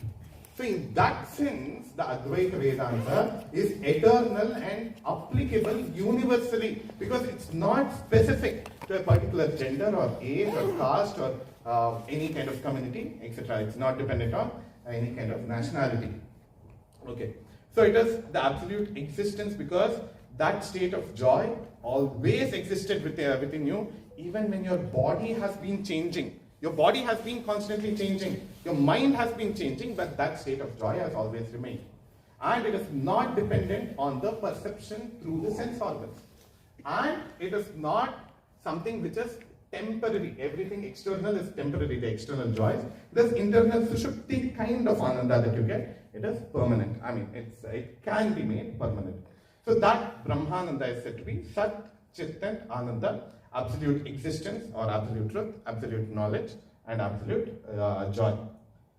Now, what Bhagavad-pada's Vedanta, the Prakriya itself, is about achieving this as the permanent state. All of us want to be permanently happy. Anybody wants to be unhappy here? Any desire? I want to be sad. Everybody wants to be happy, right? Everybody wants to be happy eternally. And we are thinking that happiness can come from all these external objects. But then Shankara Bhagavad-pada, in his Bhashyas, he demonstrates that Ananda can be found within your own self. Now, what is the way to ensure, to make that kind of Ananda a permanent state of being, right? So that is what the Vedanta Prakriya, so the kinds of steps that you'll have to take and the kind of sadhana or the kinds of practices that you'll have to do to achieve that kind of a state. So now, amongst the several parts that he says, is that one of the things that we'll have to develop is Chitta Shuddhi, the purity of mind, ensuring that the mind is focused upon its goal and it's not distracted or affected by ego or possessiveness, etc. So that Chitta Shuddhi, that purification of mind, is extremely important. For the purification of the mind, one of the paths is the path of Bhakti. Bhakti leads to the purification of mind, and through the purification of mind, through Jnana, Ananda can be achieved. So for the establishment of, in the time of Shankara, there were many conflicting ideas about whether Shiva is great, or Vishnu is great, or Shakti is great, or should we not worship Surya, or Ganesha, or Skanda, etc. There was a conflict in ideas and opinions. But in Shankara's view, all of these are equally important and equally valid paths. He gives, the idea behind this is the kind of joy or the Satchidananda that we want to experience, which is the ultimate bliss. We can call that the Nirguna Paramatma. It is Nirguna or Nirupa because how can we describe the joy that we experience in the deep sleep state? Can somebody explain? Any attempts? Maatal helakkagutta adana, bhasheyalli helakkagutta, padagalali helakkagutta, agodilla. It is something which you cannot even express through words. Yato vacho nivartante aprapya manasasaha, as it is said. Right? You can't even express through words. Right? So now, even simpler experiences, it's so difficult to say. Okay, can somebody define what is red? Or what is sweetness? Can somebody define? Experiences can't be put through words. That is what Shankara says. And another Acharya in the same lineage, he says, can my friend Arjun tell the difference between the taste of sugar and jaggery? Bella matte sakkare. The difference it's there, right? So there is a difference, but you cannot articulate it through words, right? So Therefore, because you are not able to articulate something through words, you can only say what it is not. See, if you want to say what is red, you can say it is not green, it is not black, it is not white, it is not yellow. Whatever is left is red, right? So, what it is not, you can say. What it is hard to pinpoint. So, that is another path that he takes, which is called the Neti Krama. Na iti. This is not the Atma. This is not the permanent state of joy. Because words cannot articulate that state of joy, so this Neti Krama has been taken. But anyway, coming back to the aspect of bhakti. So the bhakti he defines as bhaktir nama jnana nishtha kriya, that's one thing. Swasvaroopanusandhanam bhaktirityavidiyate. He defines it in two different ways. So, realizing that Ananda within one's own self, a dedicated path towards that is bhakti. That is what is Shankara Bhagavad-pada's definition of bhakti. But then what are these Shenmatas then? They are concretizing the abstract principle of Ananda, that Satchidananda Brahma. That Tattva has been concretized in these six different ways, 6 different forms of worship. See, for example, when we were children, if somebody asked us what is 2 plus 3, if somebody asked us what is 2 plus 3 when we were children, what would we do? In my school, they taught using sticks. Take 2 sticks, take 3 sticks, and 2 sticks plus 3 sticks makes 5 sticks, right? So, your Shreyas, in Shreyas or Shalinali, Parayasha, maybe in Shreyas school, they start using stones. See, that abstract principle, because I was a child, it had to be concretized for me to arrive at the answer. So, in his school, they taught using stones. 2 stones plus 3 stones makes it 5 stones. So, abstract principle is concretized in multiple different ways. In yet another school, maybe they taught using apples. 2 apples plus 3 apples gives 5 apples. Now, as we grew up, okay, fine. As we grew up, we were able to work with semi-abstraction and semi-concretization. When I was in, say, 3rd standard or 2nd standard or whatever, when I was 7 or 6 years old, 2 in the hand and 3 in the mind. So there is concretization and semi-abstraction, right? 3, after 3, 4 and 5, you are able to come at the result. You no longer need sticks, nor stones, nor apples, but you are able to come up with the answer with semi-abstraction and semi-concretization. Now if somebody asks me what is 2 plus 3, I'll be able to spontaneously say it is 5, 200 plus 300 is 500, 23 plus 2 is 25. All these kinds of subtractions I'm able to do because I started from a concrete path. Now I can't go and fight with the Shreyas G school saying that only if you use sticks. My sticks method was the right method to come at 2 plus 3 is 5. If you use stones, you won't get the answer. If I say that, it's going to be very foolish. This is what Shankara Bhagavad-pada says. Whatever marga that you take for Anushtana, whatever upasana that you do, whether it is Shiva upasana, Vishnu upasana, Shakti upasana, or Ganesha upasana, Surya upasana, etc., all of them eventually lead to the same Nirguna Paramatma, the Saguna upasana. Saguna, what is it? So the abstract principle, we have qualified it in the form of sticks. In the mathematics example that I gave, we have qualified it in the form of stones. That non-qualifiable entity for our ease, we have qualified it in many different forms. In the forms of stones or apples or sticks or in the form of fingers, etc. We have qualified it. So from the qualified, you can go to the non-qualified. So through upasana, all these upasanas, whether it is the upasana of Devi or of Shiva or of Vishnu, all of these are very symbolic. All of these deities are very symbolic. The iconography is very important to understand. That's a very different topic altogether. In fact, that is what is said about all the different deities in the Indian tradition.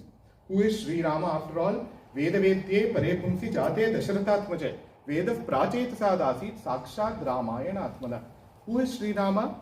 That Parama Purusha who can only be known through the Vedas, because it is so abstract, he came down in the form of Dasharatha's Atmaja, the son of Dasharatha, so that it becomes more relatable to us.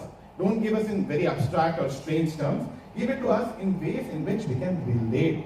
Jate Dasharathatmaje Vedas Prachetasa Dasi Sakshat Ramayana. So Valmiki wrote the Panchama Veda, which is the Ramayana. Similarly, Mahabharata is also called the Panchama Veda. So all these different Upasana Margas, Upa-asana itself means being situated close. Close ಅಂದ್ರೆ ದೇವ ಹತ್ರ ಹೋಗಿ ಕೂತ್ಕೊಂಡು ಪೂಜೆ ಮಾಡಿದೆ ಅನ್ನೋದು ಒಂದಾದ್ರೆ, ಇನ್ನೊಂದು ಏನಂದ್ರೆ ವಾಟ್ ದ ದೇವತಾ ತತ್ವ represents. Am I imbibing that? Ganeshan Puja adduriyaagi ಮಾಡಬೇಕು. We all celebrated Ganesha Chaturthi very recently, maybe in a very pompous manner. Okay, all display of wealth and display of everything. So many blades of grasses I got. All patrigalu elladunnu ನಾನು ಹುಡ್ಕೊಂಡು ಬಂದೆ. Okay, fine. You have done all that, but have you imbibed the principle that Bhagavan Ganesha represents? That is real upasana. Soham bhavena pujaye. It is said, the non-difference between me and the deity. So I am trying to imbibe the principles that Ganesha represents. The word puja also comes from Puryante sarva karmani jayate jnanam atmani. Puja is something which should encourage you, which should enable you to get the confidence that all the laukika karmas, the worldly activities, you can do well. And Jayate Jnanam Atmani, it should take you towards Atma Jnana. That is the real purpose of puja. So what does Ganesha represent? For example, Pasha and Ankusha is what he holds. Very briefly, look at the iconography of our divinities. It's very beautiful. Pasha is the noose or the rope which is used to hold an elephant in position in its stable. ಆನೆನ ಲಾಯಕ್ಕೆ ಕಟ್ಟಾಕಬೇಕು ಅಂದ್ರೆ ಯಾವ್ದು ಹಗ್ಗದಿಂದ ಕಟ್ಟಾಕ್ತಿವೋ that is the pasha. To keep an elephant in position is that pasha which is the noose. Ankusha is what keeps the elephant in control while it is moving. The thing that the mammoth holds, the goad that the mammoth holds when the elephant is moving is the ankusha. See, pasha holds the elephant stable, it holds it in control while it is constant. And the ankusha brings it under control while it is moving. Sthiti and gati. Sthiti is what is constant, gati is that dynamism. So you need to have control over sthiti and gati both. That is what Bhagavan Ganesha represents. Sthiti and gati of the word has to be controlled, in control. Similarly, when it comes to our body is more gross and our mind is more subtle. So the mind in a sense represents that gati shilatva, the body represents the sthiti shilatva. The body and mind, both of them should be in good health.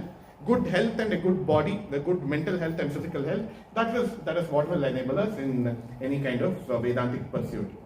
And also what else? Bhagavan Ganesha holds the Pasha and Ankusha in his own hands. But for an elephant, somebody external is supposed to control.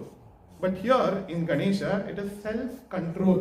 He is controlling his own self, or that self-control or Indriya Nigraha, Mano Nigraha, Chitta Nigraha. That is what is indicated by the Pasha and Ankusha which Ganesha holds. And that is what will give Moda or joy, Amoda, which is, see, if your mind is very disturbed, if your body is very disturbed, where can be Modaka? Can there be any Moda or joy? Absolutely not. Only when the body and mind are in control, when your desires are under control, that is when you can be happy. So anyway, so the Shanmarga Sthapanacharya, Bhagavan Shankaracharya Prathista is called because he validates and acknowledges and standardizes, formalizes all the different schools of worship, thereby resolving the conflicts between them. It's only through the Advaitic perspective can you resolve the conflict between who is superior or who is inferior, etc. Those kinds of conflicts can be resolved only from the perspective of this Advaita, Abheda Bhava, where all these different traditions stand and where they, what is their ultimate purpose, etc. So that comes out clearly in Shankaracharya Prathista works. Now, there is yet another point. This is a very brief point, then we'll conclude for today, and tomorrow we'll have more detailed discussions. There is something called the Adhyaropa Abhavada Prakriya, which Shankaracharya Prathista highlights and emphasizes in his Vedanta, in his text on Vedanta. In fact, his Paramaguru, Gaudapada, whom also Karthik ji mentioned, he also mentions this in the passing. Adhyarupapa bhavadabhyam nishprapancham prapanchate. See, now, this is also connected with the importance of jnana that he gives. See, now suppose, okay, yesterday evening, I came late to Hamm and I saw a snake on the road. Okay, I got very scared and I jumped away from it. Okay, so the snake was real and I really got scared. My heart started beating fast and I started sweating. I called out for help. I jumped away from it. Okay, then this morning I went and saw there, it was after all a rope. It was not a snake. Now, however, at that moment, I thought it is a snake and it was true that it was a snake for me. In my perception, it was a snake.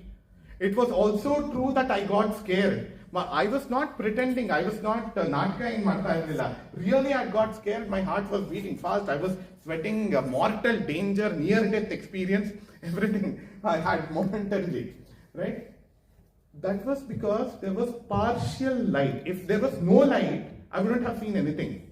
If there was complete light, I would have seen what the reality is. Because it was a partial perception, partial light and partial darkness. So I got the wrong impression. I saw a rope and I thought it was a snake. Right. Now, when I got the real knowledge, now my fear completely went away. Now suppose, instead of using a torch light and trying to examine what it is, if I'm just sitting and doing japa, or if I'm just trying to go and confide with somebody that I'm scared, etc., whatever other kind of activity that you do will not remove the fear from your mind. It may only temporarily soothe the mind. Right? Any kind of anushtana, etc., it will temporarily soothe your mind. But whether it is a snake or a rope will not be guaranteed until you go there with a proper light. Until you throw real light on it. Just any amount of meditation or any amount of different kinds of emotional outpours, etc., will not help until you actually throw light upon it and examine it for yourself. Now that I have used a torch, or now that the sun is shining, I've got clear knowledge that it was not a snake, it was actually a rope. So it is through jnana, it is through awareness that bhaya and shoka nivarana can happen. This is another very important of Shankaracharya's thesis. Why was I scared? Why was I sad? Because of lack of knowledge. See, all of us are very brave when the sun is shining. Ratri ಆಗ್ತಿದ್ದಾಗೆ ಬಾಗಿಲಿಂದ ಯಾರು ಬಚ್ಚಿಟ್ಕೊಂಡಿದ್ದಾರ ಮಂಚದ ಕೆಳಗೆ ಯಾರು is there somebody hiding below the bed, is there somebody hiding behind or sitting on top of the tree, looking at a distance and a broken tree, we think that it is a thief sitting there. Lack of knowledge, lack of awareness, lack of light shining upon there gives us illusions, or it makes us get scared. Because of fear, we also feel sad that we are in some kind of danger. So with right knowledge, bhaya and shoka nivarana can happen. It can be eliminated. The fear will also go away, and the pain which was associated because you were scared, that also naturally goes away. Now, what is this adhyaropa and apavada? Because of the lack of knowledge, wrong knowledge, lack of light, adhyaropa had superimposed a snake in a place where it was not there. It is also called adhyasa. I had superimposed a snake in a place where it was not there. Now with the right knowledge, that has been removed. See, this adhyaropa and apavada is also very important in terms of the saguna and nirguna upasana, which I just spoke about. Adhyaropa is superimposing something abstract on something concrete. See, that is what we do. If somebody asks us how to go to this place in Hamm, we'll show the phone, we'll show the GPS and say, go from here to here, you'll show on the phone. Can somebody walk on the phone? Of course they can't. They have superimposed the entire city onto the phone, onto the map. And once you know the path, you no longer need the phone, right? So we are superimposing something more abstract onto a concrete entity for our ease of purpose. And once the purpose is served, we can go beyond we no longer need the phone. Once I know all the routes in Hamm, or once I know all the routes in Bangalore, or once I know where I'm very familiar with the city, I won't need an external object. So similarly, Bhagavad Pada says, so the Saguna Upasana is superimposing, which is Adhyaropa, of an abstract principle on a concrete entity. Once the realization happens, the concrete entity can also be eliminated. That is what we did while counting with sticks. The abstract principle of 2 plus 3, we superimposed on sticks. Sticks did not come and tell us that I am 2, this is 3. They did not tell us. It is the idea that we have given to it. Right? So this is 2 and this is 3. We had superimposed on sticks or stones, etc. Once we learned mathematics, we tried to transcend beyond it. So now, to summarize the Vedanta of Shankaracharya Prathista, firstly, Ananda or Sat Chit Ananda is something which everybody can realize and should realize. That is the ultimate state of bliss, which is unhindered by space, time, body or mind. It is beyond your own body, mind, space and time.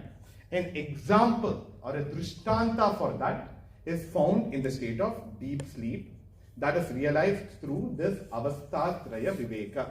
One of the important principles is all the 3 states, Jagrat, Swapna, Sushupti, have to be analyzed with equal importance. Other schools of philosophy, other schools of sciences, they do not examine all the 3 schools.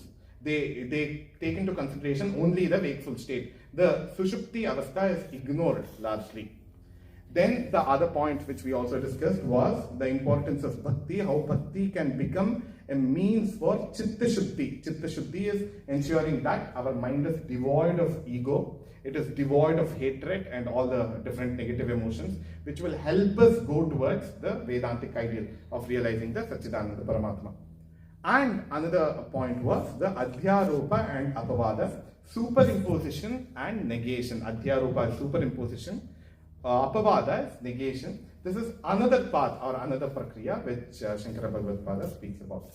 This is very loosely the fundamentals of Shankaracharya's Vedanta, Shankara Bhagavad Vedanta. It is applicable to people from all different walks of life, of all different nationalities. It is not confined to where you were born or how you were born, etc. We have Upanishadic sages, Satyakama Jabala, who in today's terms, if we have to say, he was born to, we don't know who his father was. We know only who his mother is. So it doesn't matter. See, that is what Sri Krishna also tries to say in the Bhagavad Gita. It doesn't matter how you were born or where you were born, but after being born, what you are, that is what finally matters. That is what he tries to educate Arjuna about. Right? So, Vedanta, Advaita Vedanta, is applicable for people of all times and of all places. If not anything, it will definitely help us become better human beings, especially if you follow the prakriya that he has given, especially the Shamadhi Shatka, Shama, Dama, Uparati, Titiksha, etc. Those elements, if we actually follow it, it will make our lives better, and in the worldly sense, it will become more satisfactory and happy. And it can definitely take us to that state of spiritual liberation, which is moksha. Alright, I think with this I'll conclude. Thanks a lot. And if there are any questions, both of us will be happy to take regarding that and regarding the essential Vedanta. And, this is how we usually do in other places. Yeah. Is there any? Yes. This Satchit principle. A curious question. How does it apply to animals? I know, because if you think every form of jiva, it's actually is it? Yeah, sure. I stopped there. I have not learned. In the but Bhashya, actually, Acharya gives an example of an ant. Oh, sorry.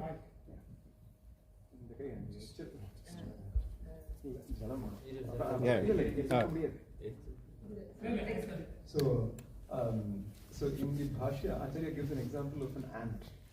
And he says there is an ant that's walking. And if you put your finger in the ant's path, if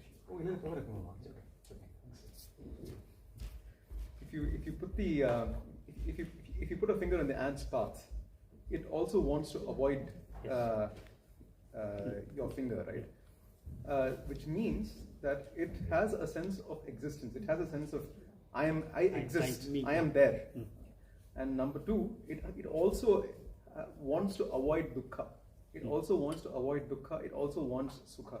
If you look at a bee, it wants to consume nectar from a flower, right?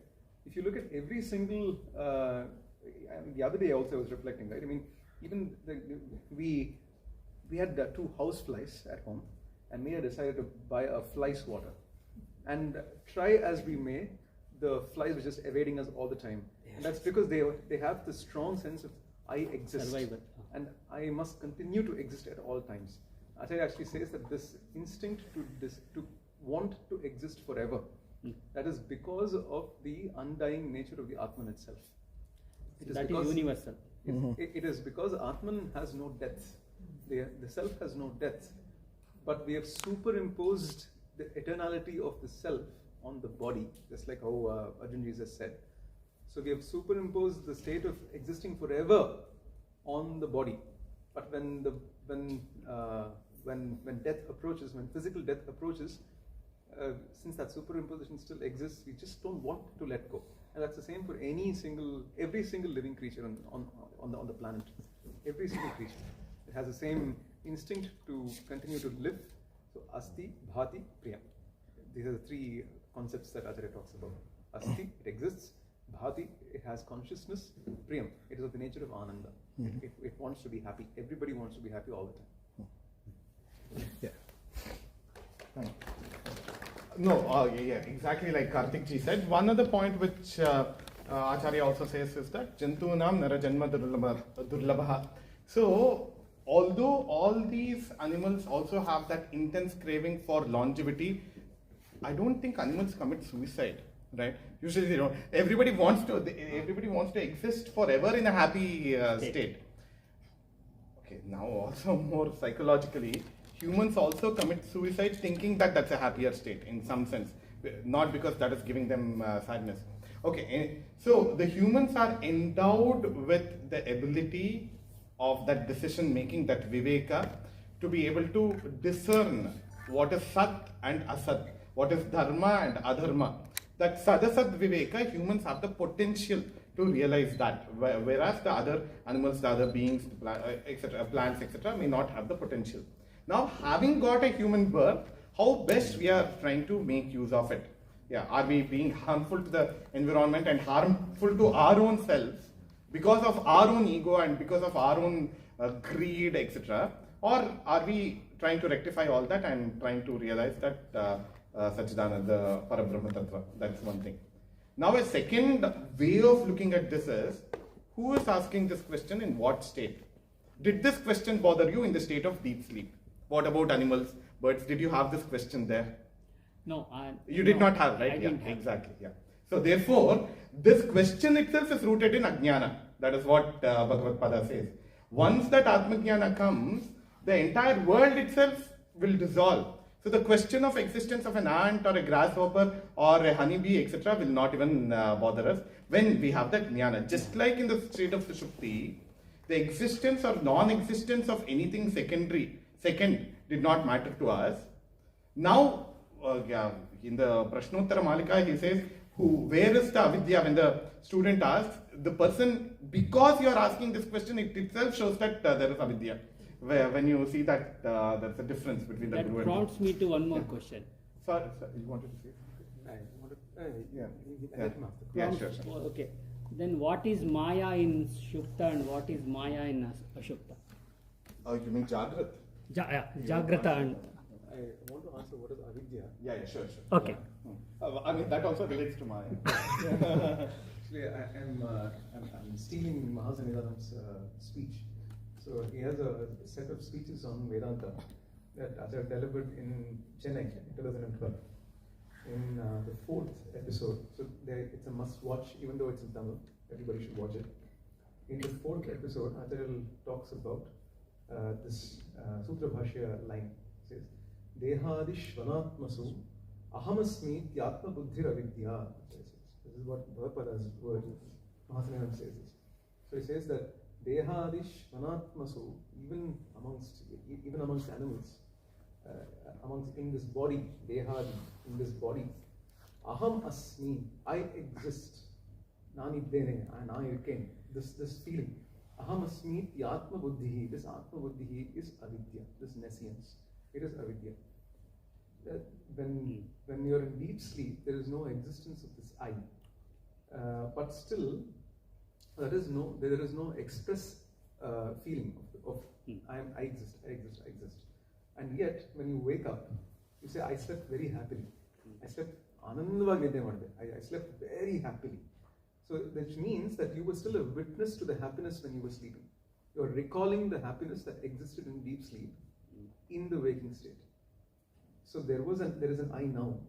There was an I in the Swapna Avastha when you were dreaming. And that very same I, even though it didn't find expression, it still existed in the deep sleep state. And you are just recollecting that there was happiness in the deep sleep state when you wake up. And Acharya then goes a step further and he says that in all the three states, assumption that there is an individual personal I, limited to this body, mind and intellect, that is verily itself Maya. That is verily itself nescience.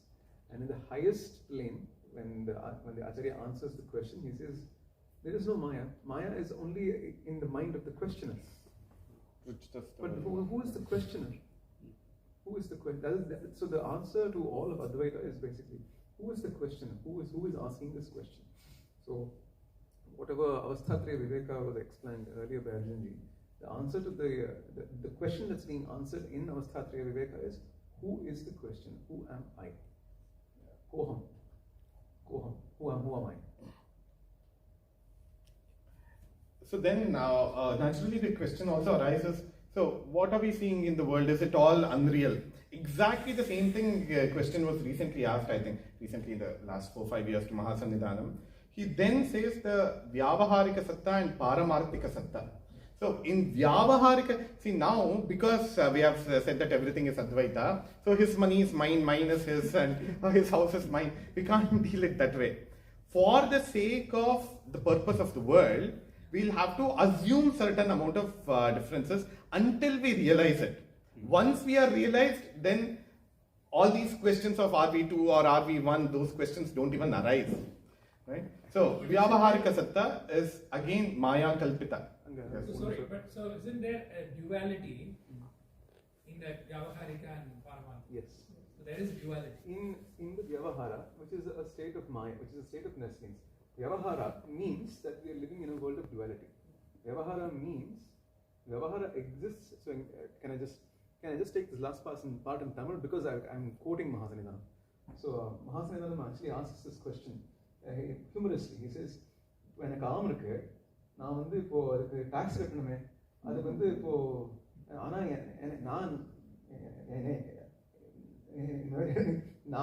நான் ஒரு வஸ்துவே இல்லையே அப்போ எப்படி நான் என்னோட ஆம்னு என்ன சொல்றது நான் யாருக்கு டாக்ஸ் கட்டுறது அப்படின்னு சொன்னா ஆச்சாரிய சொல்றாரு ஆமாமா நீங்கிற உனக்கு வஸ்து நீ நித்திய சுத்த முக்தமான வஸ்து நீ வந்து உனக்கு இந்த விவகாரங்கள்லாம் எதுவும் கிடையாது ஆனா அவன் கேட்கறான் அவனுக்கு இந்த வஸ்து இருக்கே அவனுக்கு விவகாரம் இருக்கே டாக்ஸ் யாரு who is collecting tax அவனுக்கு விவகாரம் இருக்கு அதனால நீ கட்டணும் அப்படின்ற விவகாரம் இருக்கிறது வந்து யாருக்குன்னா யாரு இந்த துவைதத்துல இருக்காளோ அவளுக்கு விவகாரம் இருக்கு விவகாரங்கிற வார்த்தையே means that you are existing in துவைதா துவைத பிரபஞ்சத்துல இருக்கிறதுனால அதுக்கு பேர் விவகாரம் துவைத பிரபஞ்சத்துல இல்லை துவைதம் இல்லை நான் மட்டும்தான் இருக்கேன் அதாவது அது மட்டும்தான் இருக்கு இருப்பு மட்டும்தான் இருக்கு actually fortunately or unfortunately Tamil is it has a very nice word which I don't know an equivalent of in Kannada unfortunately. So the word is iruppu, means sat, it means existence. Iruppu mattumதான் இருக்கு அது மட்டும்தான் இருக்குனா அது மட்டும்தான் இருக்கு அப்படிங்கும்போது விவகாரமே இல்லையே அங்க விவகாரம் எங்க இருக்கு but the reality is there is until you realize, of course, in the Jagrut Abhinivesha to realize the present. Okay. So you kindly enlighten. The scope is actually to remove the ajnana because we are free right now. If you said that you have to realize the Brahman, that means that you are in a state now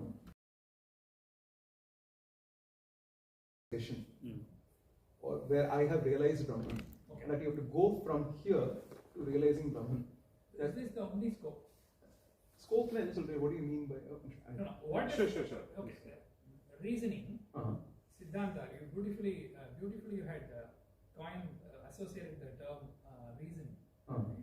So Acharya gives a reasoning for what purposes? இப்போ அஞ்ஞானம் இருக்கு, இப்போ துக்கம் இருக்கு, அதனால தான். Okay. Is that the only purpose? துக்க நிவர்த்தி, சுக பிராப்தி, ஆனந்த பிராப்தி, ஆனந்த பிராப்தி, ஆனந்த பிராப்தி.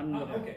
So dukkha nivarti, sukha prapti by removing the ajnana and realizing the true Brahman in you. It is not in or out, there is no in or out is spatial again, then and now is also spatial. Somewhere you are realizing temporal. the absolute truth. Yes. That means is it not becoming like a Mayavada? No, well, so Vedanta is not escapism from the real world. Jivan Mukti and Loka Sangraha are two sides of the same coin. We don't need a more better Jivan Mukta like Shankara Bhagavad or Bhagavan Sri Krishna. Because they were Jivan Muktas, it doesn't mean that they were not actively participating with what we perceive as the world. For the benefit of the world, they would anyway participate in a very selfless manner. All of us are selfish. If I'm going to a job, I am selfish. I want money, I want to take care of my family. There is an element of selfishness. No, none of us are doing anything without a phala apeksha, I think. Palam anudishya mandopina pravartate, it is said. Yeah. So even a stupid person will do mukta. There is no phala uddesha because Ananda is his own self. That avidya nivarana has happened. That Brahma Sakshatkara has happened. Therefore, whatever activity that he does will be for the benefit of the world in the best possible manner at the cost of their own body or their own troubles. That is how the world will perceive. They won't perceive that they are undergoing some trouble or they are in some kind of pain, etc. So, Loka Sangraha, which is helping the world for the betterment of the world in a selfless manner, that naturally comes for a Jivan Mukta. Yeah. Or else why should Shankara Bhagavad travel on foot to so many places that he showed on the map? Once I'm realized, why should I write so much? The world also to get benefited from that. So this is what is said, Jagat Guru's Karunya. Interact with the world, they have to use a language which the people will understand. And yeah, they do the avidya aropa and communicate with us for our welfare, for our benefit. That's actually why he is Karunalaya. Yeah, he is Karunalaya. Yes, that Karunya. Because naturally a Jivan Mukta will not be selfish. I have got Jivan Mukti, so then I'm done. That means I'm already differentiating. I have got, somebody else has not got. So that aspect of selfishness itself won't be there. There was a Jivan Mukta in the last century who was asked this question. There was a Jivan Mukta in the last century who was asked this question. And he was asked, is not, I can just say, he was asked, is Bhagavan not working for others? And Bhagavan replied, there are no others. Yeah. So that is from his that is from the perspective of the highest standpoint, from his experience. But as long as we exist here, am I not here now? Yes. Am I not live? So there is a Yoga Sutra that actually says,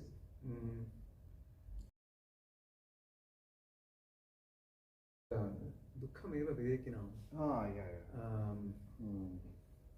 Dukkhameva Avivekinam. Anyway, so it says that basically for a Viveki, for one who discriminates, there is only Dukkha actually. There is only Dukkha. Whatever we say, whatever we see, experience as Sukha or Ananda is also Dukkha Mishra. It is actually tinged with sorrow, always. So actually there is actually always sorrow. And once we realize that there is always sorrow, we want to be free of this sorrow. Right. So the whole of the pursuit is to remove sorrow, Dukkha Nivritti, Ananda Prapti, to be always happy, to never have Dukkha. And then finally, actually Advaita then says, very important importantly, Ihaiva parimuchyate, Sri Krishna if says. something is not here now, and if it emerges from now, it emerges in a later time, then it is unreal, it is asatya, which means that it has an end. It has got temporality, it has a beginning, it will naturally have an end. Then it cannot be the Brahman.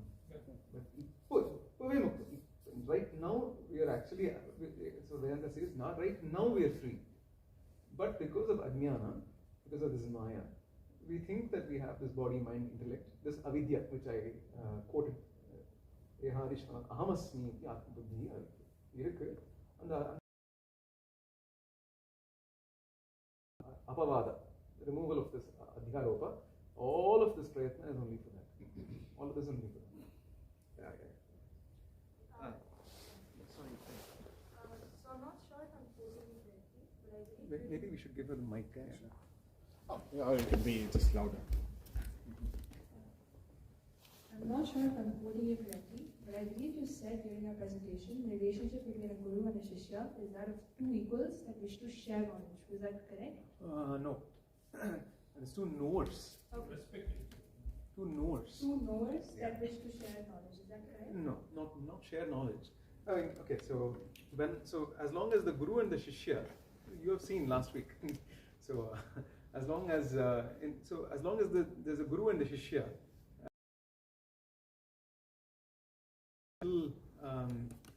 is imbibing the knowledge, he's still studying under the guru, he is still on the path of adhyatma sadhana.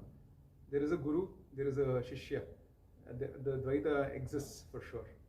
And once that experience is gone, I mean that is once the experience of avidya is over, the guru has absolutely no sense of envy or jealousy.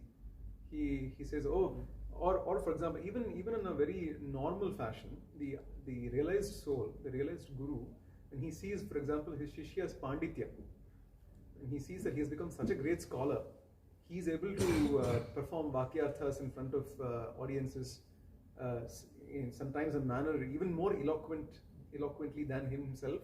He has no sense of jealousy because whatever has to be attained has been attained, and he is only happy that his shishya has become that Purna Vastu himself. So we can actually see this in our Guru Parampara very, very, very often. So only in that sense, the Guru is actually the true Guru. He becomes very happy when he sees that the Shishya has actually attained that highest state. In that sense, he is an equal, because now he's also become the Purna Vastu. Yeah, he has also removed his Ajnana. Now there is no Bheda Bhava. May I add an additional question? Can maybe just see if she's already done or she has the question completely. No, that was, I think, yeah, so I misheard you. Should I just clarify? Right. Yeah, in fact, I mean, yeah, despite them being equals, as we see in the Guru Parampara, there's always extraordinary reverence for the Guru. There's never shadow. That's how they conduct each other. We can see because they also need to set an example to the world. Yes. Yeah. The perspective when you had sort of given the discourse, the way at least some of us understood, probably that's why she's also asking, is that at least the way I understood was, even during the course that Acharya had given the room to even. It is said that so initially Acharya asks him to write the Taittiriya Bhashya, it is said that, and they said that Sureshwaracharya, because he was already a very learned scholar, he was a Karmakandin in his. He could write the commentary in a way that he wants to influence the meaning. So he could write it in a Karmakandin fashion. So they impress upon the Guru to not allow him to write the Taittiriya Bhashya. And eventually the Digvijaya says, Padmapada, you write it, it's fine, because he knows what's going to happen later. The Sutra Bhashya. And then he asks Sureshwaracharya to write the Taittiriya Bhashya instead. Sutra Bhashya. Panchapadika. Can I raise one point? No, just another point to add regarding Hasta Malaka. Hasta Malaka had big those stotras, 8 stotras, 8 stanzas came, and because it had that Atmajnana Tattva, Bhagavad Pada found it important and useful to write a commentary on it. It's not that the Acharya would not correct a student when the student is going wrong. In the case of Giri, where the correction of the attitude of the other students also happened. Yeah. Amazing. Yeah. I mean, the modern way of dealing things, management philosophies, they stand nowhere and compared. They are all inherited from here. Yes. Actually, I think it was in the year 2011 that Acharya actually talks about it on the Shankaracharya Prathista Advaita-Talk. He actually mentions every time we keep talking about Ashtavashesha Satyadvayesha Dvadashesha. He actually says that it's a very beautiful shloka. I unfortunately cannot recall in its entirety, but he basically says that this shows how his dexterity was, his dakshatva, how he could manage anybody. One of those instances. So, sorry, one last question and then probably I'll let others also to raise. You had stated that the whole objective of Acharya's teaching in Advaita was to get that ajnana about the Maya and the Maya's pravritti, us getting caught into the vicious circle, and realize the absolute. But is Maya not a creation of the Brahman, the absolute? Maya, yeah, Maya. No. Is Maya, where is Maya coming from? It's in your mind. Who created it? Your mind. But I was going to allude, listening to your explanation. He will be able to answer it very well. But let me complete. I was going to allude that I have always been of an opinion that there were just 3 different perspectives, but the outcomes were the same. No, I would beg to disagree. Fine. Okay. Yeah. Because But the then 3 you schools of kindly philosophy, clarify me. all the 3 schools of philosophy are different. No, they are different. Yeah. But it alludes to the crux of what it No. alludes to in the end is the same. No. Shriman Madhvamate Harif Parataraha Satyam Jagat Tattvataha. I'm talking about Dvaita now. The Ekasutri. Huh? No, you said all the 3. Let me first come to the. Let me argue on that statement and then come here. Yeah, please. Yeah. Shriman Madhvamate Harif Parataraha, not Hara, not Shakti, not anybody else. Tattvam, Satyam Jagat Tattvataha. Satya is something which should be eternal, something which is so constantly changing. How Jiva Ganaha, Harer Anucharaha, Nichocha Bhavam Gataha. So this is what he, this is the Ekashloki, Madhva philosophy, right? Bhinno Jiva Ganaha, again Jagrata Vinayesha. All of us are looking at as though we are different in the wakeful state. The Avasthatraya Viveka has not been performed. Bhinno Jiva Ganaha, Harer Anucharaha. So you have that physical male divine, which is not rejected by being given an equal position, equally important position. Nichocha bhavam gataha. There is hierarchy there, they say. Okay. Muktir naija sukhanubhuti ramala bhaktishcha tat sadhanam, he says. Okay. Naija sukhanubhuti ramala. So sukha has an opposite of dukkha, which is again related to the word. Bhaktishcha tat sadhanam. Again, here there is very clearly in the Dvaita school, people born in a specific community, people born in a specific gender, they have that yogyata, right? Okay, and so on, the shloka goes. So therefore, that is not, it is different from Advaita. The schools are different. It is different from where they come from. Fine. Yeah. But let's go back to my primary question, which was, Maya. who has created Maya? Yeah. Maya is an illusion which has been created because of our own ignorance. It's not an external creation. Yeah. The lack of light or if I've gone blind, whose problem is it? It's my blindness. No, but you are blind because of a reason. Yeah, okay. You didn't go and prick your eyes. Right. There was a reason. If you ask the traditional Acharya, he will say, Sari, let's find out who created Maya. But right now, உனக்கு மாயா இருக்கா? நீ இருக்கியா இப்போ? அப்படின்னு கேட்ப. நீ இருக்கியோ இல்லையோ? உனக்கு துக்கம் இருக்கோ இல்லையோ? துக்கம் வேண்டாமோ இல்லையோ? அதை எப்படி நிறுத்தி பண்ணிக்கணும்? இப்போ உலகம் இருக்கோ இல்லையோ? இப்போ உலகம் இருக்கோ இல்லையோ? Correct. இப்போ இருக்கு. உலகத்தில் துக்கம் இருக்கோ இல்லையோ? Correct. அவ்வளவுதான். So then, the objective is to get happiness, to resolve that, to handle that, address that. Then, either throughout the process of doing that or after that, realize the absolute. That's the objective. There's no after and before. See, again you're talking temporally, spatially, in and out, after, before, etc.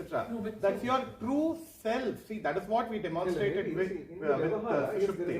Yes, exactly. Yeah. Correct. In the Vyavahara, there is a now where there is an individual person residing in this or associated with his body, mind, and intellect.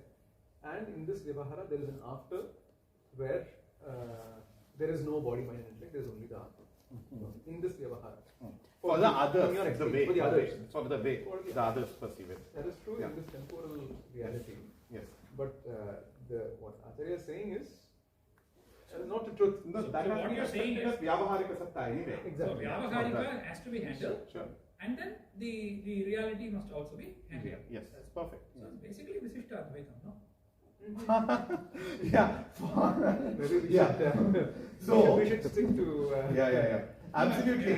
What is Vishishtadvaita? Shall I speak about Ramanuja's philosophy? Please. I mean, if you can tell the tenets, then we can give an answer. It's just a play on words which is happening here. Yeah, which you just did. No, It I is think not that way. This is what is happening. This is what was the scene has been set like that from between all the. No. I would say at least The presence of Vyavaharika Satta and the Paramarthika Satta, the acceptance of both is not Vishishtadvaita. Vishishtadvaita is Shankachakra Vishishto Narayanaha. So Shanka and Chakra, although they are external to Narayana, they are thought of as integral parts of Narayana. And also the concept of moksha in Vishishtadvaita is totally different. Sayujya, Samipya, Sarupya, etc. Those hierarchies are there. However, here, ihaiva parimuchyate, there is no hierarchy of any esoteric order in terms of moksha.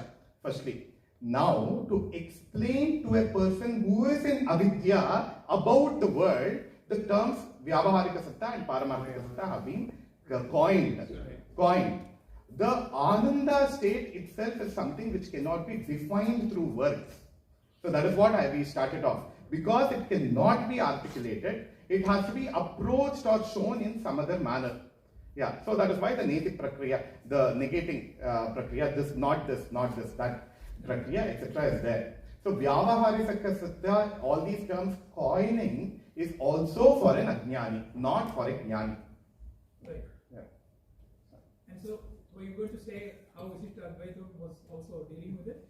Maybe you should take it. Okay. Yeah. After the I mean, session is over. this is not a new argument at all. I mean, it has been written in many different books. Maybe we can take it one on one as well. Then you will have to tell me clearly the tenets of Vishishtadvaita. Then we'll come up with Advaita tenets, and then we'll discuss. Yeah, not just playing on the word Vishishtadvaita itself.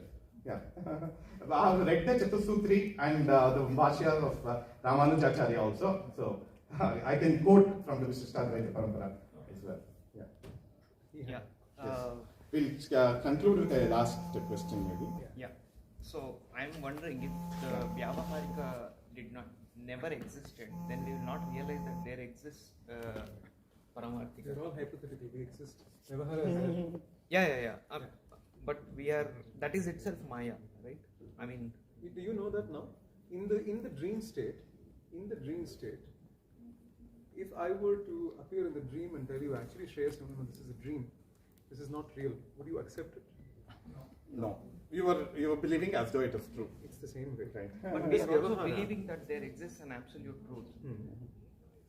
But we are living, or we are like in the quest of reaching there.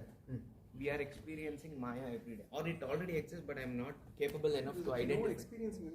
This is it. This Yeah, I. now. This I. This existence of I.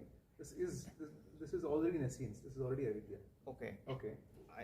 So when I was also listening to the whole, or whenever I see everyday life and people around, what is the take on like why did specific people get chosen as gurus or shishyas of Shankara Bhagavad Padacharya? What is the take on? I know we believe in karma pala, but so we don't say it is destiny, we say it is karma pala. But why is not everybody given the same opportunity? No, actually, everybody is. So yeah, this is why I'm having difficulty. difficulty. Sudhakara, Acharya actually answers this question. The question I feel what you're asking is, how do I find a guru? Yeah, or yeah. So somebody finds it early, somebody late. Maybe No. it's karma. There is a very clear answer that Acharya has given to this. It says,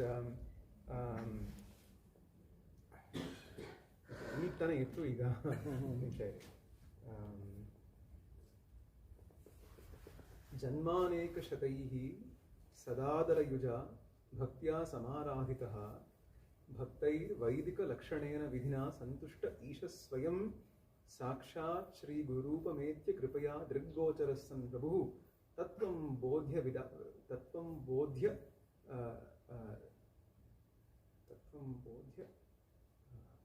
tarayatitan samsara dukharnavat. I forget one word there. Tatvam sadhu vibodhya tarayatitan samsara dukharnavat. This is actually a very clear answer that Shankaracharya has given for all of us. How a guru should be, how we get a guru. So the guru is not sought, the guru finds us. It's very easy to say this, but the process of doing so is very clear. So it says, Janmaneka shataihi, in hundreds of thousands of births, sadadara yuja, with certain devotion, Janmaneka shataihi sadadara yuja bhaktya samaradhitaha, with lot of devotion when Ishvara is worshipped.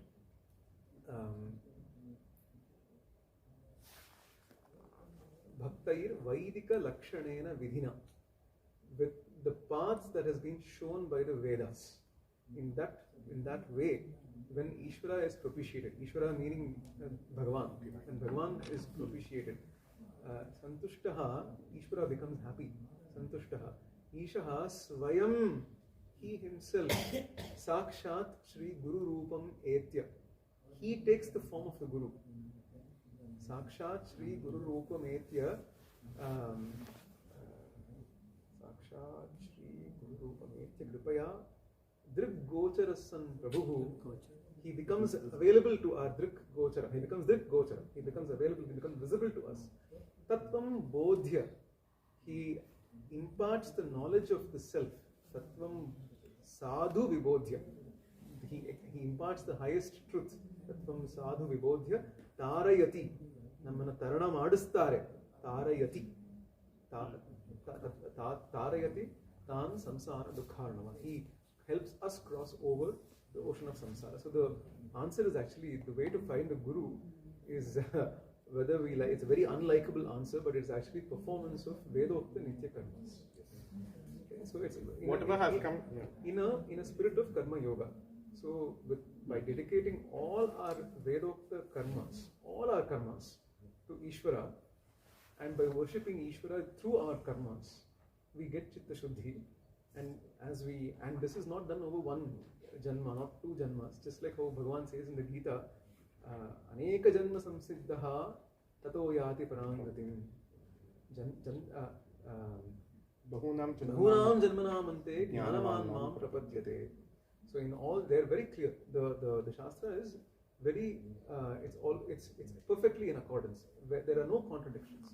So janmaneka shatehi, over many births, when we keep performing this karma yoga, we keep performing all our actions in the Vaidika Lakshana and with bhakti and with sadadara, and we perform our karma like this, Ishvara Santushtaha Bhutva Sa Eva Guru Rupam Eti. He himself will take the form of the Guru. There's no escaping it. Exactly. So it's actually, all of us think that we are entitled for whatever, Guru, Sanidhya, etc. What sadhana are we doing in this life at least to gain that? That most of us don't think about it. Not just right? Guru, so often I keep thinking, so if everything is karma pala, so if something that happened it is in fate the or past free will question. Oh, so yeah. only a set of us are sitting here today. We saw the consecration, got a chance to view. Maybe somebody's viewing. No, they had the choice from that hall. They just have to cross the lobby and come here. Yeah. But instead they decided to go out. But was the opportunity equally presented? It was. Wasn't it open here? So, yeah. I mean, was I'm not not information given to them? So incidentally, since today is the first day of the Aradhana of Guru Sri Abhinavadutta Mahaswamiji. Actually, Abhinavadutta Mahaswamiji actually answers this beautifully in multiple episodes. He actually says, so he explains how Ishvara's will works. Ishvara's grace is, so Ishvara, of course, he is karma phala pradata. He gives you whatever karma phala and all that. But we are also endowed with reason. If there was no free will, then it means that there is no fate. It is because you perform something with free will that it has become fate now. If there was no free will, then there is no fate. Then the whole argument is in shatters. So it doesn't work. And the way that Ishvara's grace works is by imbibing us with the right thought at the right time. So when we say that we have the anugraha of the Guru, it means that at the right time, somebody made you, the Guru's grace or the Ishvara's grace, decided, no, instead of driving back to Stuttgart, we're going to sit here and we're going to listen to this. Every single action that we do is actually propelled by every single good action that we do, that moves us towards liberation is a sign of Ishvara's grace. Every direction that pushes us towards the world is our own, is our past free will, is fate. Karma. Yeah, that answers. But it's very important. If there's no past, there's no free will, there is no fate. But that doesn't work. Conclude? Yeah.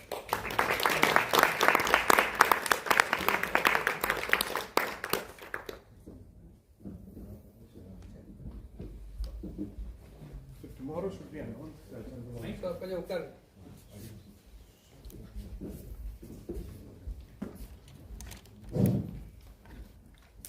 மிக சிறப்பாக இருவரும் இப்போ நான் பேசுறது உங்களுக்கு புரியுமா புரியலையா எனக்கு தெரியாது, இருந்தாலும் நான் பேசுகிறேன். ஏன்னா அவங்க எல்லாம் இங்கிலீஷில் பேசினாங்க. நான் நம்மளுடைய மொழியிலேயே பேசுகிறேன். யாராவது டிரான்ஸ்லேஷன் பண்ணுறேன்னா பண்ணிக்கொள்ளலாம். சரிங்க, நான் பண்ணுறேன். ரெண்டு பேரும் ரொம்ப தெளிவாக அத்வைதத்தை பற்றி பேசியிருந்தார்கள். விசிஷ்டாத்வைத்தையும் மாமா அவர்கள் கொழுவி அதுக்குள்ள ஒரு விளக்கத்தை கேட்டுக்கொண்டார். நல்ல விஷயம். விவாதம் என்று வரத்தான் வேணும் என்றால் விவாதம் கிரியேட் பண்ணி பெருசாக போகக்கூடாது. அவ்வளோதான். அந்த அடிப்படையில் ஒரு சின்ன குட்டி கதை சொல்லுகிறேன் உங்களுக்கு.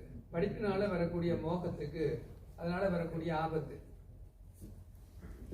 ஒரு அன்பர் அமெரிக்காவில் இருந்து தமிழ்நாட்டுக்கு வந்தார். நல்லா கேட்டுக்கொள்ளுங்க. இந்த கதையை நீங்கள் கேட்டீங்கன்னா உங்களுக்கு நல்லா இருக்கு. இன்ட்ரெஸ்டிங்காக ரொம்ப படித்தவர். படிப்பேன்டா நல்லா படிச்சிருக்காரு, எல்லாமே படிச்சிருக்காரு.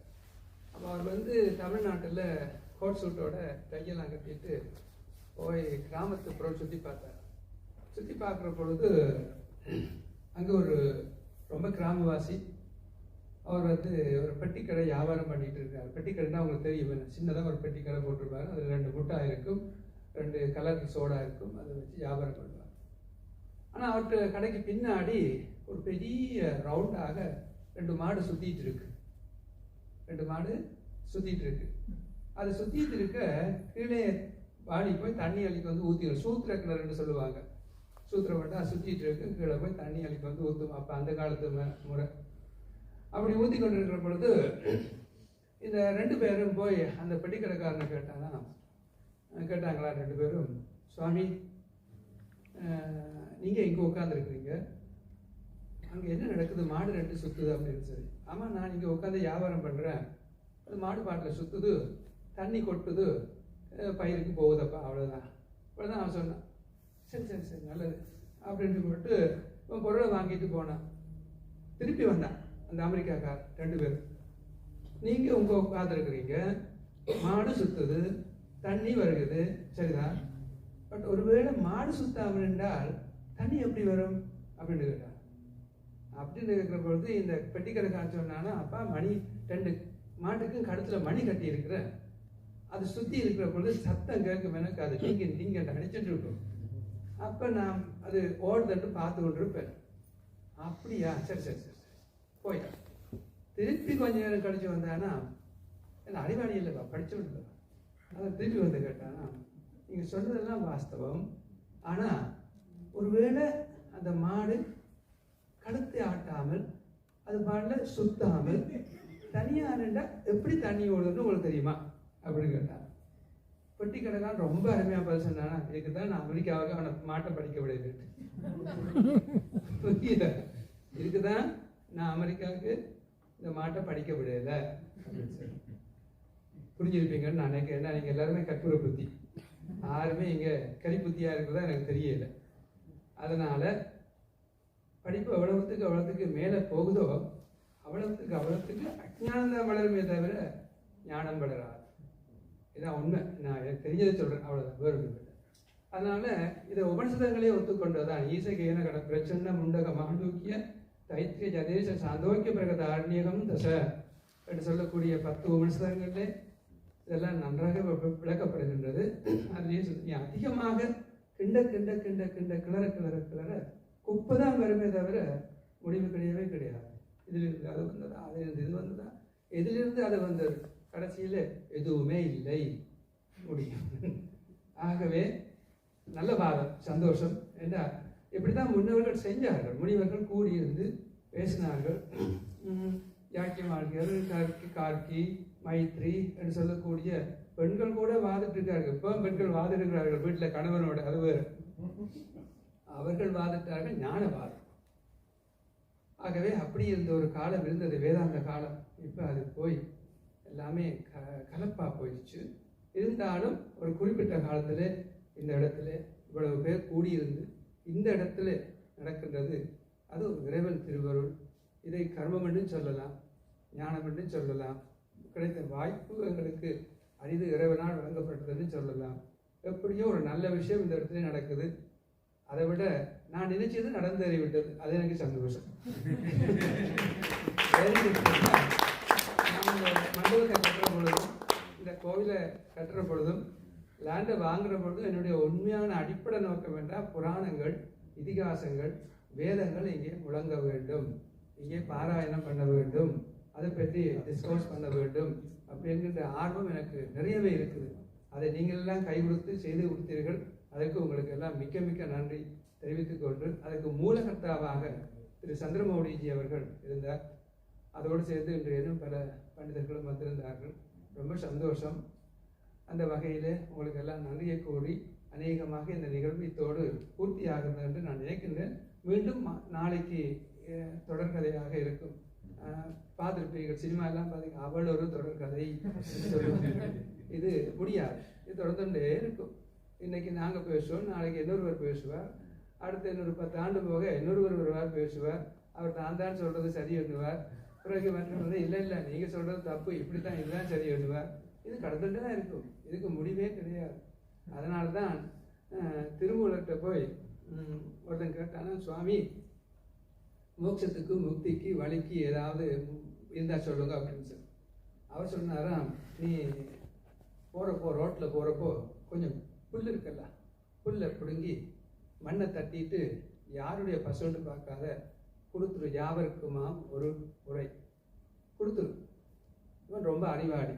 அவன் சொன்னான், ஐயோ ரோட்டில் நான் போகிறதா, புல்லை பார்த்து விற்கிறதா, அதில் வேற மண்ணை தட்டுறதா, யார்கிட்டையோ மாட்டுக்கு நான் கொடுக்குறதா, இது வேணுமா? வேணாம், முடியாது சொன்னாங்க. சரியப்பா, அதுவும் உனக்கு முடியாட்டா நீ என்ன பண்ணு, போகிறப்போ தெருவில் போகிறப்போ வில்வ மரமோ அல்லது துளசி செடியோ ஏதாவது கண்டா 2 பத்திரம் பறித்து கொண்டு போய், என்ன பகவான் சொல்கிற பத்திரம் புஷ்பம் பலம் தோய் சொல்கிறாரு, அதனால இதை கொடுத்துரு இறைவனுக்கு அர்ப்பணம் அப்படின்னு சொல்லி. அது கூட முடியாது சுவாமி, நான் போய் வில்வ மரத்தில் ஏற முடியாது, முள்ளு குத்திட்டு வேறு யாரும் வழி சொல்ல மாட்டான். சரி நீ 3 வேளை சாப்பிடுவா இல்லவா அப்படின்னு சொன்னான். சாப்பிட்றதுல யாவருக்குமா ஒரு பொடி எடுத்து வச்சுட்டு சாப்பிடு, அதுலேயும் உனக்கு. ஆமாம், நானே 12 மணிக்கு தான் நைட்டில் வந்து சாப்பிட்றேன், வேலைக்கு போயிட்டு வந்து இதில் போய் குடி எடுத்து வைக்கிறதா சாப்பிட்றதா, இதெல்லாம் ஆகுதா, வேறு ஏதாவது சொல். கடைசியாக அவர் சொன்ன திருமலை சும்மா இருடா அப்படின்னு சொல்லி. பேசாமல் இருந்தா அப்படின்னு சார், பேசாமல் இருந்தாலே உனக்கு முக்தி கிடைச்சிடும். ஆக நல்லா இதை புரிஞ்சு கொள்ள வேண்டியன்னு சொன்னால், நம்ம பேசாமல் இருந்தாலே பகவான் நமக்கு முக்தி தான் தரப்போகிறார். ஆனால் அதுக்காக பேசாமல் இருக்கவும் கூடாது. பேச வேண்டிய இடத்த பேசத்தான் வேணும், பேச வேண்டியதை பேசித்தான் ஆக வேண்டும், தெளிவுபடுத்தான் வேணும். இவர்கள் 2 பேரும் சுவாமிகள் நல்லா அழகாக பேசினார்கள். அவர்கள் யூனிவர்சிட்டியிலேருந்துலாம் படித்து வருகிறார்கள், நாங்கள்லாம் சும்மா புத்தகத்தை படித்து வர்றார்கள். நாம் வண்டி சொல்லி ஏதோ பேசுறது நமக்கு. ஆக அப்படி ஒரு எடுத்து அந்த வகையில் உண்மையிலேயே எனக்கு நல்லா இருந்துச்சு. நல்லா பேசுறீங்க, ரொம்ப சந்தோஷம். நாங்கள் யாரையும் குறைவு நான் பேச மாட்டேன், ஆனால் சொல்றது புரியும். அந்த வகையில் நீங்கள் என்ன, நான் அதை படித்து அந்த அத்வைத சித்தாந்தத்தையும் தெய்வத்தின் குரல் போன்ற நூல்களை படித்திருக்கிறதுனால நீங்கள் என்ன சொல்ல வருகிறீர்கள் என்பது எனக்கு முன்கூட்டியே தெரிஞ்சு போச்சு. நீங்கள் இதைத்தான் பேசுறீங்க. முதல் நீங்கள் குருவுடைய வரலாறு போட்டு பேசுறீங்க, அருமை, அற்புதம். அது ரொம்ப முக்கியமான விஷயம். நான் இங்கே படித்ததான் இங்கே சித்திரமாக கூட வரைஞ்சி போட்டிருந்தேன். அது இப்போ எங்கெங்கெல்லாம் இருக்குது. ஏன்னா சித்திரமாக வரைஞ்சி போட்டிருந்தேன். ஆதிசங்கர் பிறப்பில் இருந்து அவர் தாய்க்கு அந்த சிவருமான் விஷ்ணுவை காட்டுகிற பரியந்தம் படமாக வரைஞ்சி போட்டிருந்தேன். இப்போ எல்லாம் இந்த எல்லாம் பெருக்க சிலது குறைஞ்சு போயிடுது. அது இப்போ இருக்கு எல்லாம் படங்கள். ஆகவே ஒரு நல்ல விஷயம், சந்தோஷம். மீண்டும் இப்படியான நிகழ்வுகள் நடக்க வேண்டும் என்று சொல்லி பகவானை பிரார்த்திப்போமாக. நாங்கள் எல்லாரும் நீங்கள் ஏதாவது சந்திரமூர்த்தி நாளைக்கு 11 மணிக்கு எத்தனை பேர் இருப்பா, இன்னும் யாரும் வருவா, வந்தா நாளைக்கு வந்து இதிகாசம் புராணம் இதுதான் வந்து அவர் மெயினா பேசுவார். யார் இருப்பார் யார் நிற்க மாட்டார் என்பது பகவான் தீர்மானித்தார்.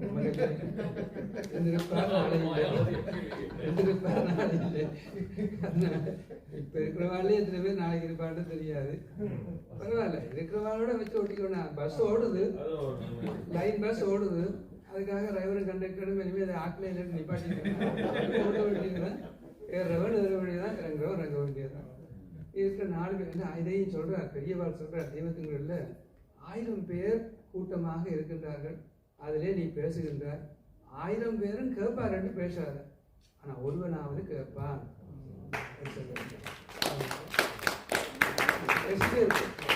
நல்லதே பேசுவார், நல்லதே நடக்கட்டும் கொண்டு கூறி எல்லாம் வல்ல அம்பிகையினுடைய அருள் பரிபூர்ணமாக கிடைக்க வேண்டும். பூஜை செய்து. So, anyone wants translation of Gurukul, what he spoke, because he spoke mostly in Tamil. Anyone wanted something in English, what he said? A summary, or you're fine? I'll try my level best to translate. So if you want, I can translate. No, we got the saramsha. You got the saram, okay. So tomorrow, 11 o'clock, the session will continue. Arjun Bharadwaj ji will continue the talk on Puranas, Itihasas. He will dwell into Ramayana and Mahabharata, which I'm sure every Indian relates to.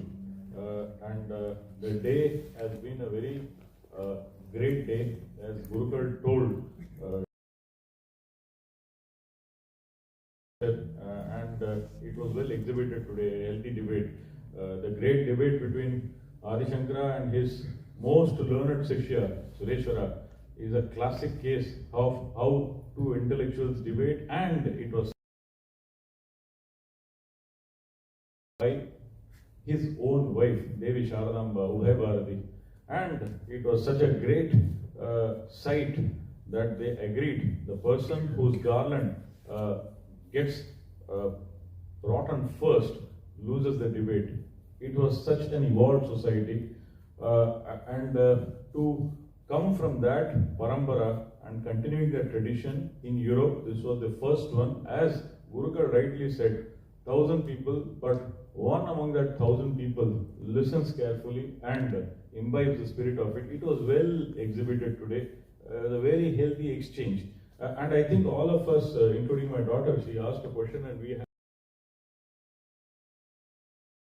also when we have dinner, there are so many questions. I could gauge a little bit about if everything is karma phala, everything is predestined, why certain opportunities are not given to certain people, why don't they get those opportunities? These are questions every one of us feel from time to time, especially young children growing, and it was well answered, and really a big thanks to both Arjunji and Karthik for enlightening at such a young age.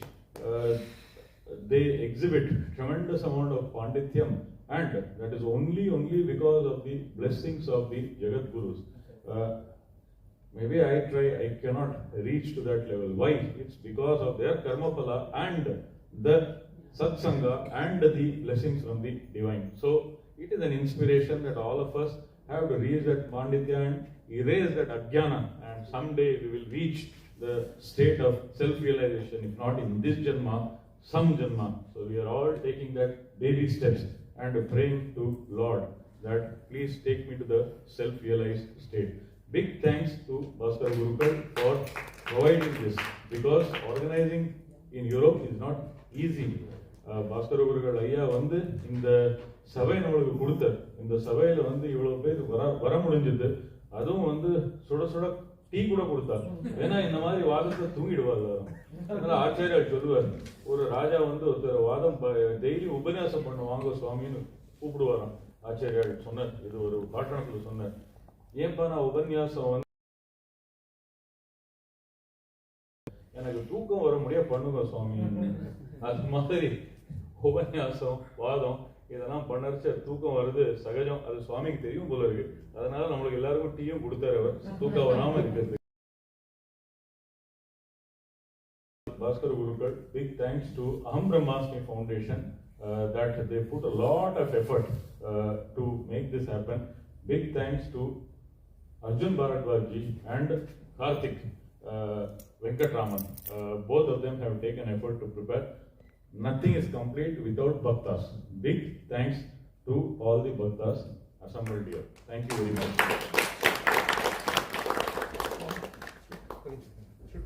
அடுத்த வாரம் தமிழ்லையும் சொல்றேன், இங்கிலீஷ்லயும் சொல்றேன். அடுத்த வாரம் ஸ்டுட்கார்ட்ல இதே session இந்த level இதே கண்டினியூ ஆகும் ஸ்டுட்கார்ட்ல. அது ஞாயிற்றுக்கிழமை 21ஆம் தேதி. அங்க கனகதுர்கா கோவில் இருக்கு. அந்த கோவில் சாநித்தியத்துல இந்த மாதிரி ஒரு செஷன் இருக்கும். ஸோ வர முடிஞ்சவங்க கண்டிப்பா வாங்க. Similar enlightening session will take place in Stuttgart Sunday, the 21st, next week. So requesting all the astikas to take full advantage of that session and enrich and enlighten and step away from the secular world that we have to face the very next day on a Monday. So thank you.